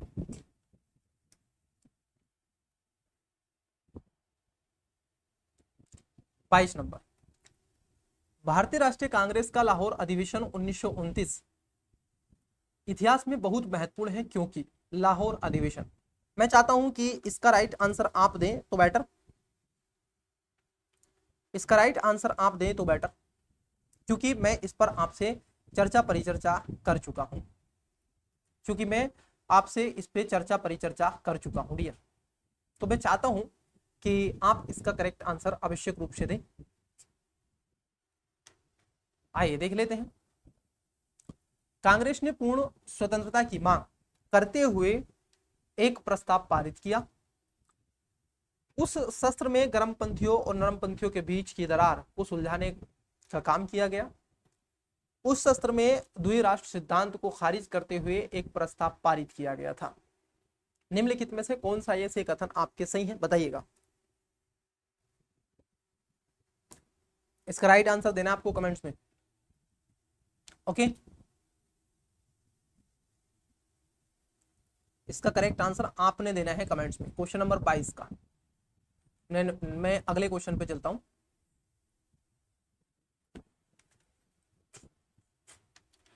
उन्नीस में 7 प्रांतों में कांग्रेस मंत्रालयों ने इस्तीफा दे दिया था, क्योंकि 2012 में यूपीएससी ने ये क्वेश्चन पूछा इसलिए, है ना? नहीं। ऑप्शन नंबर ए है, कांग्रेस अन्य 4 प्रांतों में मंत्रालय नहीं बना सकी। कांग्रेस में एक वामपंथी का उदय हुआ और मंत्रालयों के कामकाज में असंभव बना दिया। उनके प्रांतों में व्यापक सांप्रदायिक अशांति थी, या इनमें से कोई नहीं। 23 नंबर का क्वेश्चन है आपकी स्क्रीन पर। तो देखो, इसमें जो सभी स्टेटमेंट आपको देकर रखे हैं गलत है, इनमें से कोई भी बात ऐसी नहीं। फरवरी 1937 में प्रांतीय विधान सभाओं में चुनाव हुए और मुंबई, मद्रास, उसके साथ साथ मध्य प्रांत, उड़ीसा, संयुक्त प्रांत मतलब कि आज का उत्तर प्रदेश, बिहार और उत्तर पश्चिमी सीमा प्रांत, नॉर्थ वेस्ट जो आपका फॉरेन था, असम में भी कांग्रेस मंत्रालय बने और उसमें चुनाव लड़ा गया। क्योंकि द्वितीय विश्व युद्ध के दौरान फैलने पर वायरस, यहां पर क्या था, द्वितीय विश्व युद्ध के दौरान फैलने पर वायसराय ने मुख्य राजनीतिक दलों से परामर्श किए बिना भारत की भागीदारी की घोषणा कर दी। आपसे पूछा तक नहीं है और आपको कह दिया गया कि भारत के लोग समर्थित कर रहे हैं सेकेंड वर्ल्ड वॉर। इंडियन ने समर्थन नहीं किया था। सुभाष चंद्र बोस ने तो यह भी कहा था कि लोहा गर्म है और मार दो हथौड़ा। वहां पर व्यस्त है यहाँ की ब्रिटेन सेकेंड वर्ल्ड वॉर में। अब आपको भारत में विद्रोह करना चाहिए, परंतु महात्मा गांधी जी ने नहीं सुना, वो नहीं माने। तो ये नहीं हुआ। इसलिए तो हालांकि महात्मा गांधी जी को अपना धार्मिक गुरु माना उन्होंने, उनके बिना वो कुछ भी नहीं कर सकते थे और ना करते थे। It is clear, no. चलो नेक्स्ट क्वेश्चन को देखो, तो इसका राइट आंसर है डी। महात्मा गांधी ने कहा था कि उनकी कुछ सबसे गहन धारणाएं अनटू दी लास्ट नामक पुस्तक में प्रतिबिंबित होती हैं और इस पुस्तक ने उनके जीवन को बदल डाला। इस पुस्तक का वह संदेश क्या था जिसने महात्मा गांधी को बदल डाला? यूपीएससी 2011 में यह क्वेश्चन पूछा गया अनटू द लास्ट बुक से। सुशिक्षित व्यक्ति का वह नैतिक दायित्व है कि वह शोषित तथा निर्धनों का उत्थान करे। बात तो आपको सही लगेगी, लेकिन अनटू द लास्ट में नहीं थी। व्यक्ति का कल्याण सबके कल्याण में निहित होता है, मतलब कि इनका जो एरिया था वो बड़ा वाला बोला था, तो बी इसका राइट आंसर है। क्योंकि व्यक्ति का कल्याण ही सबकी भलाई में, अगर आप सभी भले नहीं है, आप सोचते मेरा भला हो जाए तो आपका भी भला नहीं होगा। ध्यान रखना, आप जिस भी सोसाइटी में रहते हैं आप सोचें कि आस पड़ोस के सब कंगाल हो जाए, मैं अमीर हो जाऊं, तो आप भी अमीर नहीं रह सकते, सर आप घर हो जाएंगे बहुत सारी बीमारियों का। ओके, वो समृद्धि तो आ जाएगी परंतु वो समृद्धि ठीक नहीं, उसके दुष्परिणाम दुष्प्रभाव ज्यादा आपको देखने के लिए। तो इसीलिए व्यक्ति का कल्याण सबके कल्याण में निहित होना चाहिए और होता भी है वास्तव में।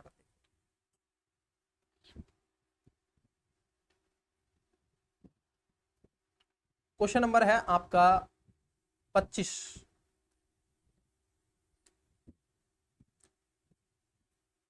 भारतीय स्वतंत्रता आंदोलन के काल के संदर्भ में नेहरू की रिपोर्ट में निम्नलिखित में से किस किस की अनुशंसा की गई थी? ये 2011। इसको सिंपल सा आप स्टेटमेंट बना ले थे कि भारतीय स्वतंत्रता आंदोलन के 1928 की नेहरू रिपोर्ट में निम्नलिखित में से कौन सी अनुशंसाएं की गई थी। एक ये भी आराम से क्वेश्चन बना है, लेकिन यूपीएससी को क्या करना है, डराना है कि भारतीय स्वतंत्रता आंदोलन के काल के संदर्भ में नेहरू रिपोर्ट में निम्नलिखित में से किसकी या किस की अनुशंसाएं की गई थी। स्टूडेंट समझता रहे किसकी वगैरह वगैरह। सिंपल सा है कि जो 1928 की नेहरू रिपोर्ट आई थी उसमें कौन कौन सी अनुशंसाएं थी। अब देखिए, पहला, भारत के लिए पूर्ण स्वतंत्रता। दूसरे में कह रहे हैं अल्पसंख्यक हेतु आरक्षित स्थानों के लिए संयुक्त निर्वाचन क्षेत्र होना चाहिए। संविधान में भारतीयों के मौलिक अधिकारों का प्रावधान होना चाहिए। क्या ये बातें वहां पर की गई थी? ऑफकोर्स ये बातें की गई थी, लेकिन भारत के लिए पूर्ण स्वतंत्रता की बात हो, ये गलत बात है। इसमें यह बात जरूर थी कि कांग्रेस ने पूर्ण स्वराज या पूर्ण स्वतंत्रता को अपना अंतिम लक्ष्य घोषित किया था और ये 1929 में किया था। वहां पर तो केवल स्वराज की बात हो रही थी और ये स्वराज 1905 से स्टार्ट हुआ और 1929 तक ये चला। 1929 के बाद में पूर्ण स्वराज हो। क्लियर? तो इसका राइट आंसर आपका दूसरा और आपका तीसरा स्टेटमेंट सही है, पहला स्टेटमेंट आपका गलत है। तो अब देखो, जहां एक है उसको काटोगे तो राइट आंसर ऑटोमेटिकली आपको मिल जाएगा। बी इसका करेक्ट आंसर है। क्वेश्चन है आपका 26। खेड़ा के किसानों के पक्ष में महात्मा गांधी के सत्याग्रह संगठित करने का क्या कारण था? देखो, खेड़ा में क्या था, मामला कुछ उल्टा हो गया था। यहाँ पर जो किसान थे उनकी फसल पूर्ण रूप से बर्बाद हो गई थी और सूखे के कारण गुजरात के खेड़ा जिले में फसलों की बर्बादी होने के कारण किसान यहाँ पर टैक्स पे नहीं कर पा रहे थे। सरकार इन पर लगातार किसानों पर दबाव डाल रही थी। कांग्रेस से, महात्मा गांधी से लोगों ने आह्वान किया, कांग्रेस से भी और कई ऐसे नेतागणों से। महात्मा गांधी जी ने 1918 में इस बात को सुना और चंपारण में वो सत्याग्रह करके आ गए थे। अब उनका असहयोग आंदोलन, वो सत्याग्रह क्या था, लेकिन अब उनका शवन्य अवज्ञा आंदोलन अब यहाँ पर होगा। जो आपकी खेड़ा के किसानों से कहा, बातें वहां पर सुनी, उन्होंने कहा देखिए आपको कुछ नहीं करना है। लोगों के साथ में मीटिंग हुई, बातचीत हुई और कहा, इसमें पटेल जी भी शामिल थे खेड़ा में, उन्होंने नेतृत्व किया और पहली बार पटेल जी की मुलाकात महात्मा गांधी जी से हुई थी। ये भी ध्यान रखो, पहली बार। यहीं से पटेल जी की पहचान राष्ट्रीय स्तर पर बढ़ जाती।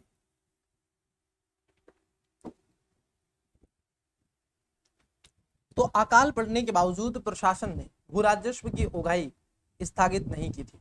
यहाँ की स्थिति बहुत कमजोर हो चुकी थी, अकाल जैसी स्थिति थी, ये बात एकदम सही है। और वो प्रेशर बना रहे थे कि आप टैक्स क्यों नहीं कर रहे, भू राजस्व जो है वो क्यों नहीं दे पा रहे। महात्मा गांधी जी ने फिर जब मीटिंग की ब्रिटेन के साथ में और भी कई तरीके से लोगों के साथ में, तो कहा देखो भाई, जिसका उत्पादन ठीक ठीक हुआ है वो टैक्स पे करो, और जिसका उत्पादन नहीं हुआ है वो कदापि मत दो। लेकिन पीछे से एक आवाज और चली थी सनसनी, जो पटेल जी की थी। देखिए, महात्मा गांधी जी की और मेरी मीटिंग हो गई है, आपने जिसका उत्पादन हुआ है उसको भी टैक्स पे नहीं करना है भू राजस्व, और जिसका फसल बर्बाद हुआ है उसको भी नहीं करना है। तो किसी ने नहीं किया था। प्रशासन का यह प्रस्ताव था कि गुजरात में स्थायी बंदोबस्त लागू कर दिया जाए। नहीं, ये बात गलत है। सही पूछा है आपसे तो ए इसका राइट आंसर है, बाकी केस में बातें गलत की गई है। ओके,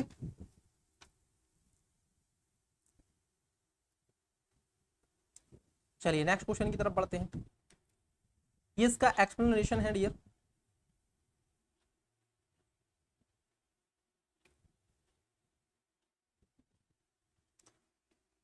अब देखते हैं इसके कुछ नेक्स्ट क्वेश्चन कौन कौन से हैं। आइए, जो इसमें नेक्स्ट पार्ट आता है, चैप्टर आपका आता है 7। कौन सा चैप्टर आता है डियर? चैप्टर है आपका 7, national movements in the 1940s। अब यहां पर कुछ आपसे क्वेश्चन पूछे जाएंगे। अब इस मोमेंट से जो क्वेश्चन आपसे बनेंगे, उन क्वेश्चनों पर दृष्टिपात करके हम लगभग कितने क्वेश्चन है मैं देख लेता हूं। ये लगभग 10 से 12 क्वेश्चन है, तो ये नेशनल मूवमेंट्स पर आधारित हैं जो अब तक यूपीएससी की परीक्षाओं में पूछे गए हैं। इन क्वेश्चनों को कवर करके हम क्लास का दा एंड करेंगे। फिर उसके बाद कल आपका सेशन होगा, लेकिन शाम को 7:30 बजे आपका पॉलिटी का सेशन चल रहा है, उसको देखना मत भूलिएगा। लाइव क्लासेस है, एंजॉय कीजिएगा, आनंद की अनुभूति आपको होगी। ठीक है, और यदि आपने ये क्वेश्चन अच्छे से सोल्व कर लिए, लगा लिए, तो डियर आपका कल्याण होना तय है। आइए देखिए, पहला क्वेश्चन लेते हैं आज की क्लास का, जो नेशनल मूवमेंट से क्वेश्चन। निम्नलिखित युगों पर विचार कीजिए। ये 2014 में क्वेश्चन, 24 में क्वेश्चन आया था, माफ कीजिएगा। यहाँ पर दल है और उनके नेता है। जैसे भारतीय जन संघ के कौन थे? Doctor Shyama Prasad Mukherjee, Socialist Party C Rajagopalachari, Congress for Democracy Jagjivan Ram, और स्वतंत्र पार्टी आचार्य नरेंद्र देव। पूछा गया है सही सुमेलित है, कितने सही सुमेलित है इसमें?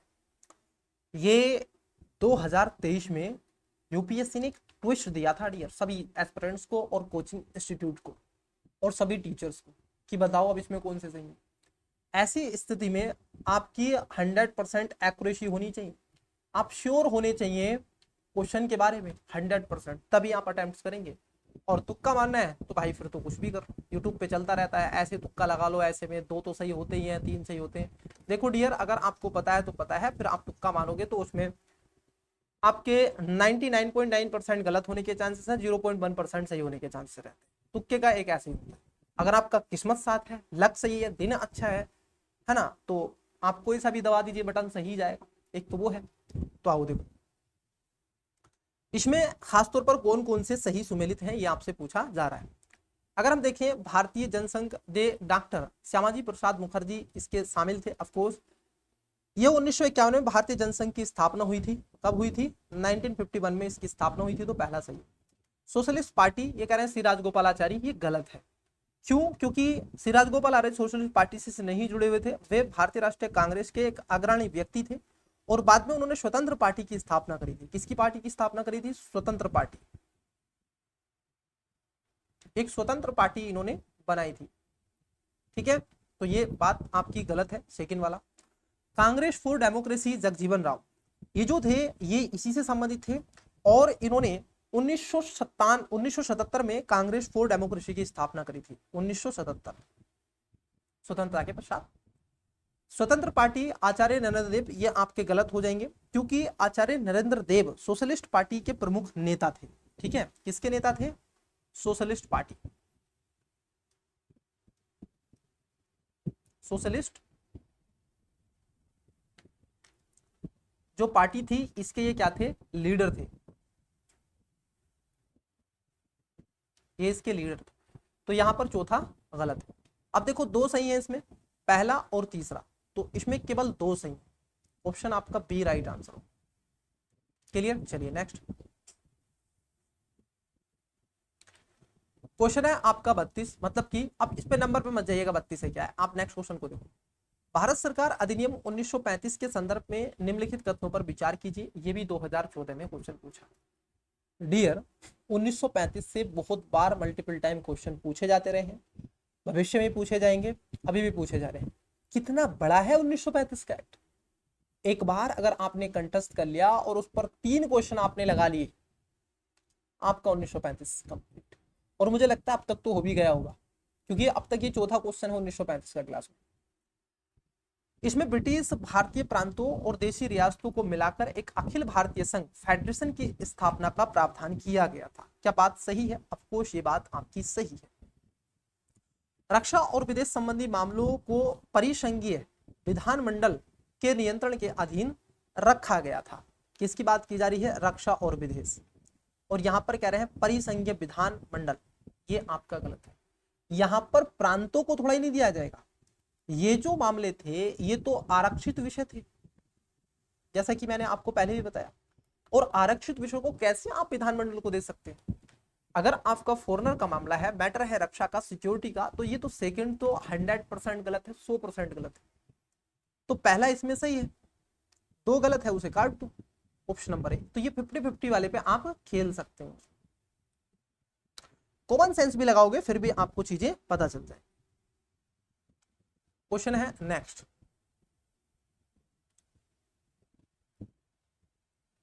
भारतीय इतिहास में 8 अगस्त 1942 के संदर्भ में निम्नलिखित कथनों में से कौन सा सही है? यूपीएससी 2021 में ये क्वेश्चन आपसे पूछा गया है।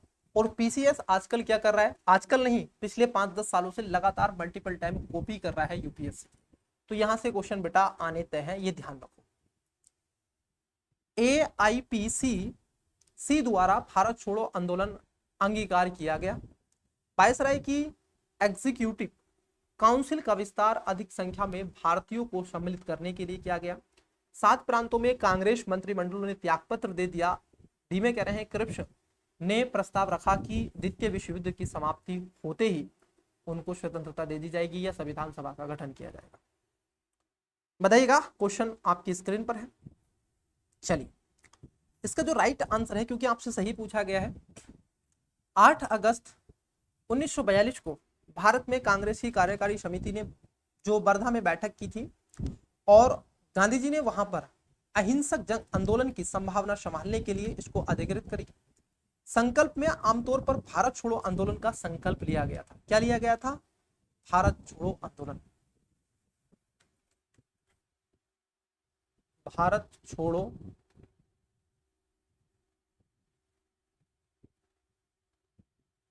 आंदोलन, ये आंदोलन 1942 में 8 अगस्त को शुरू किया गया था।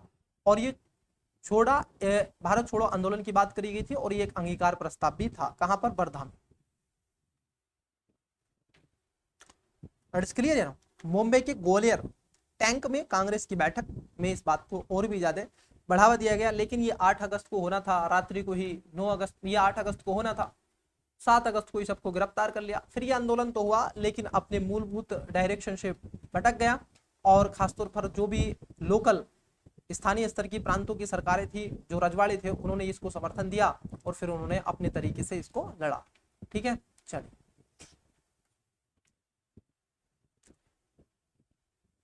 क्वेश्चन है आपका नेक्स्ट। बताइएगा, क्वेश्चन आपकी स्क्रीन पर है, 2 नंबर का क्वेश्चन जो है।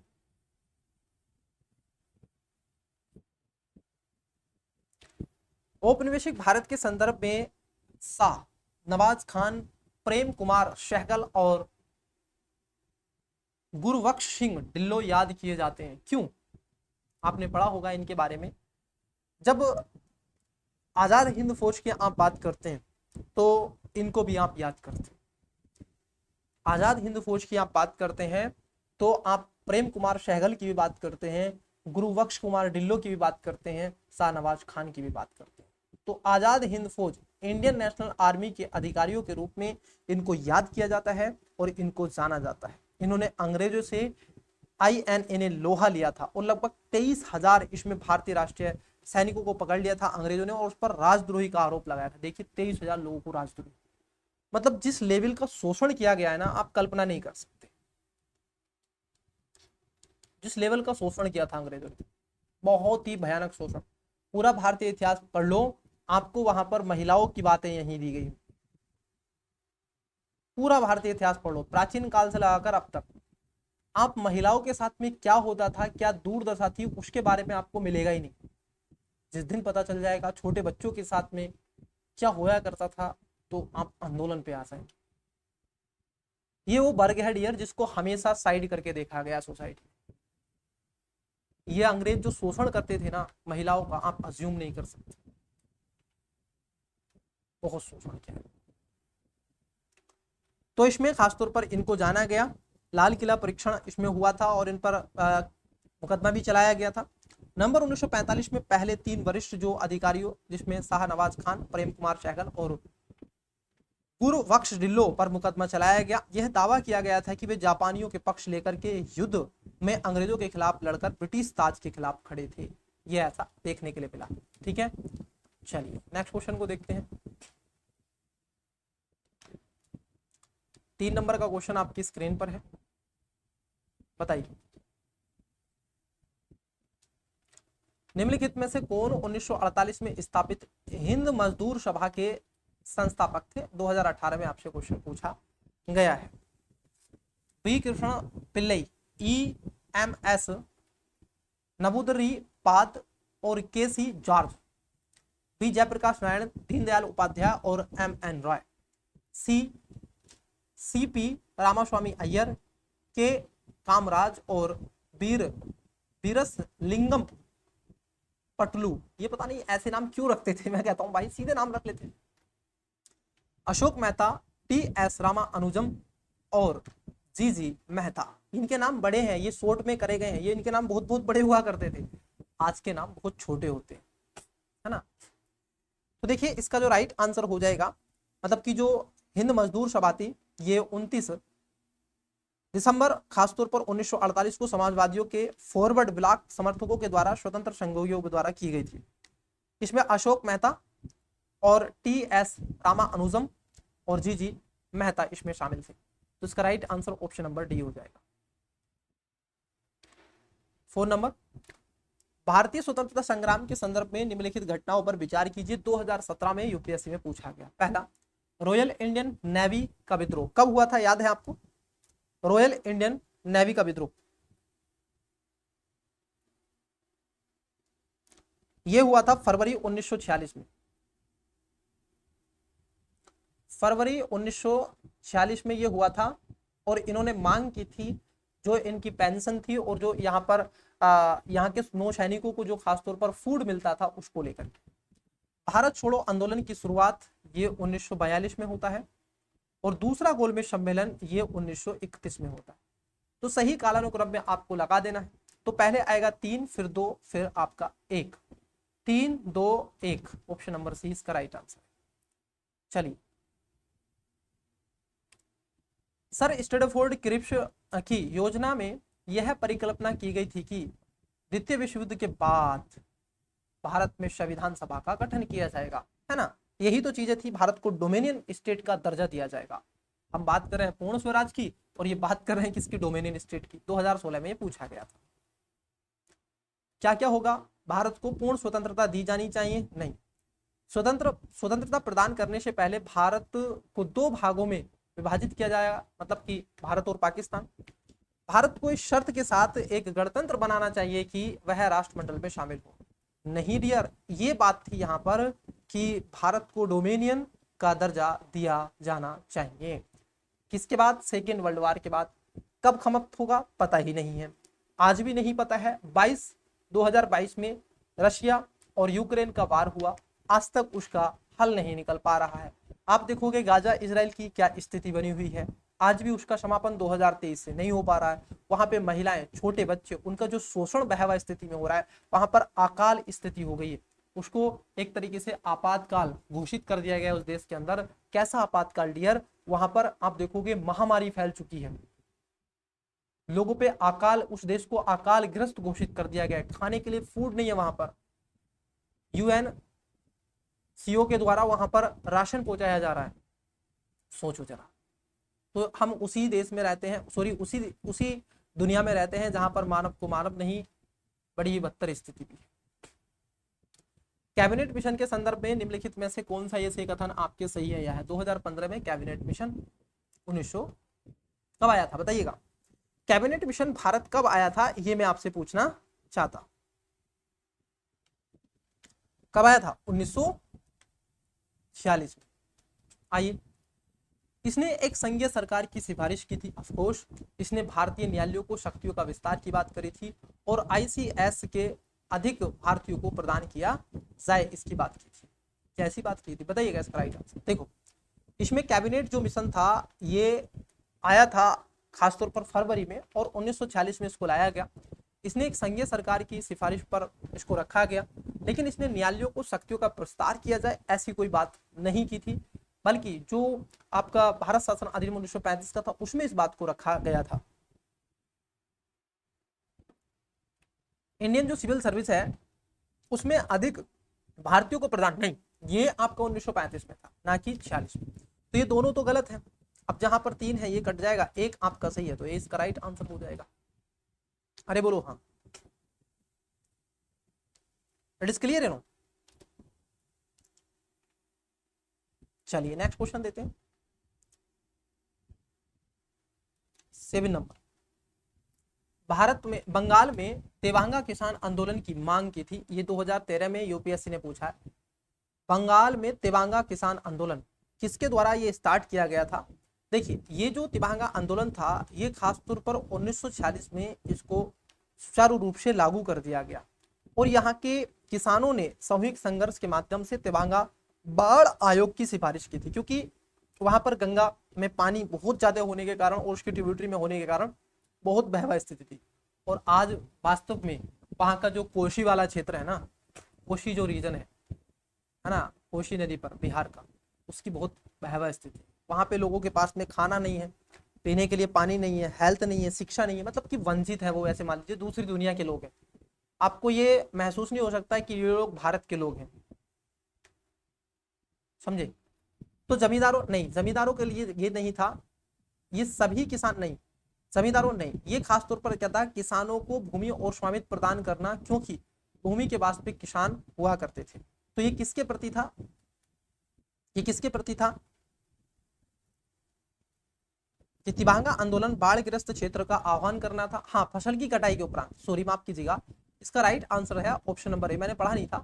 जमींदारों के हिस्से को फसल के आधे से घटाकर 1/3 करना था। ये बात एकदम सही है, क्योंकि बाढ़ आ चुकी थी इस क्षेत्र में और इस बाढ़ को ही रोकना। तो ये मांग की गई थी तेवांगा आंदोलन किसानों के द्वारा। क्वेश्चन है आपकी स्क्रीन पर, क्वेश्चन नंबर है 8 नंबर। भारत छोड़ो आंदोलन किसकी प्रतिक्रिया में शुरू किया गया था?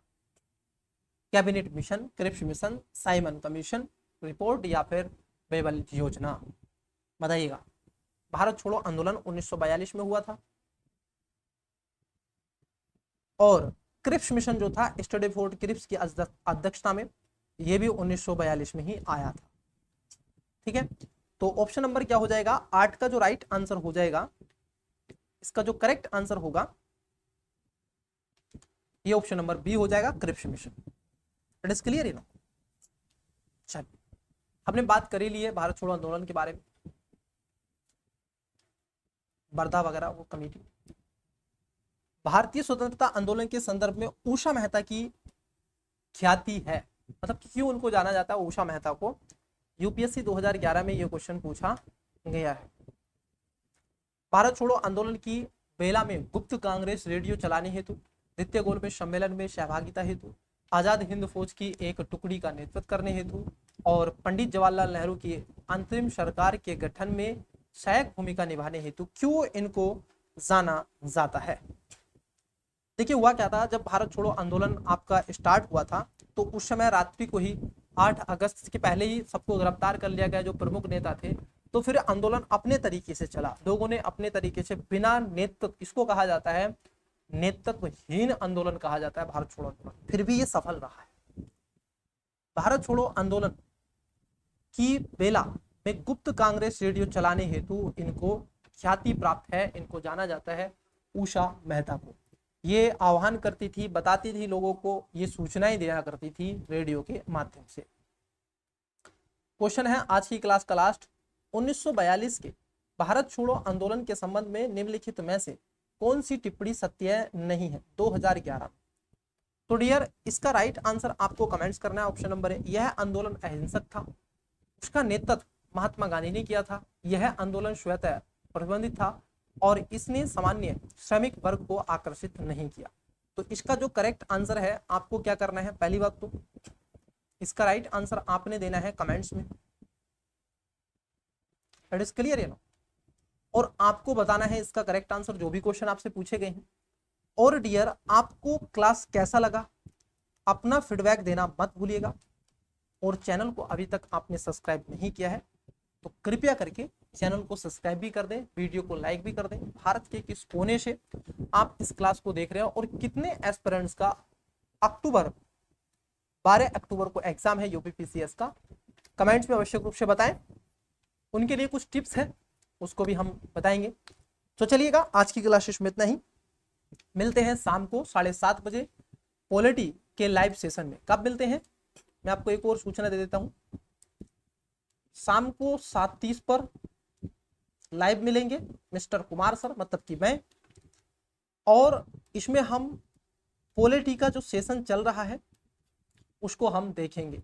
और क्या देखेंगे, PYQ डिटेल्स में एनालिसिस होगा। कोई भी आपका डाउट है सारे डाउट्स क्लियर किए जाएंगे। तो चलिए मन लगा के पढ़ते रहिएगा। आपका दिन शुभ हो, बेस्ट ऑफ लक, बाय।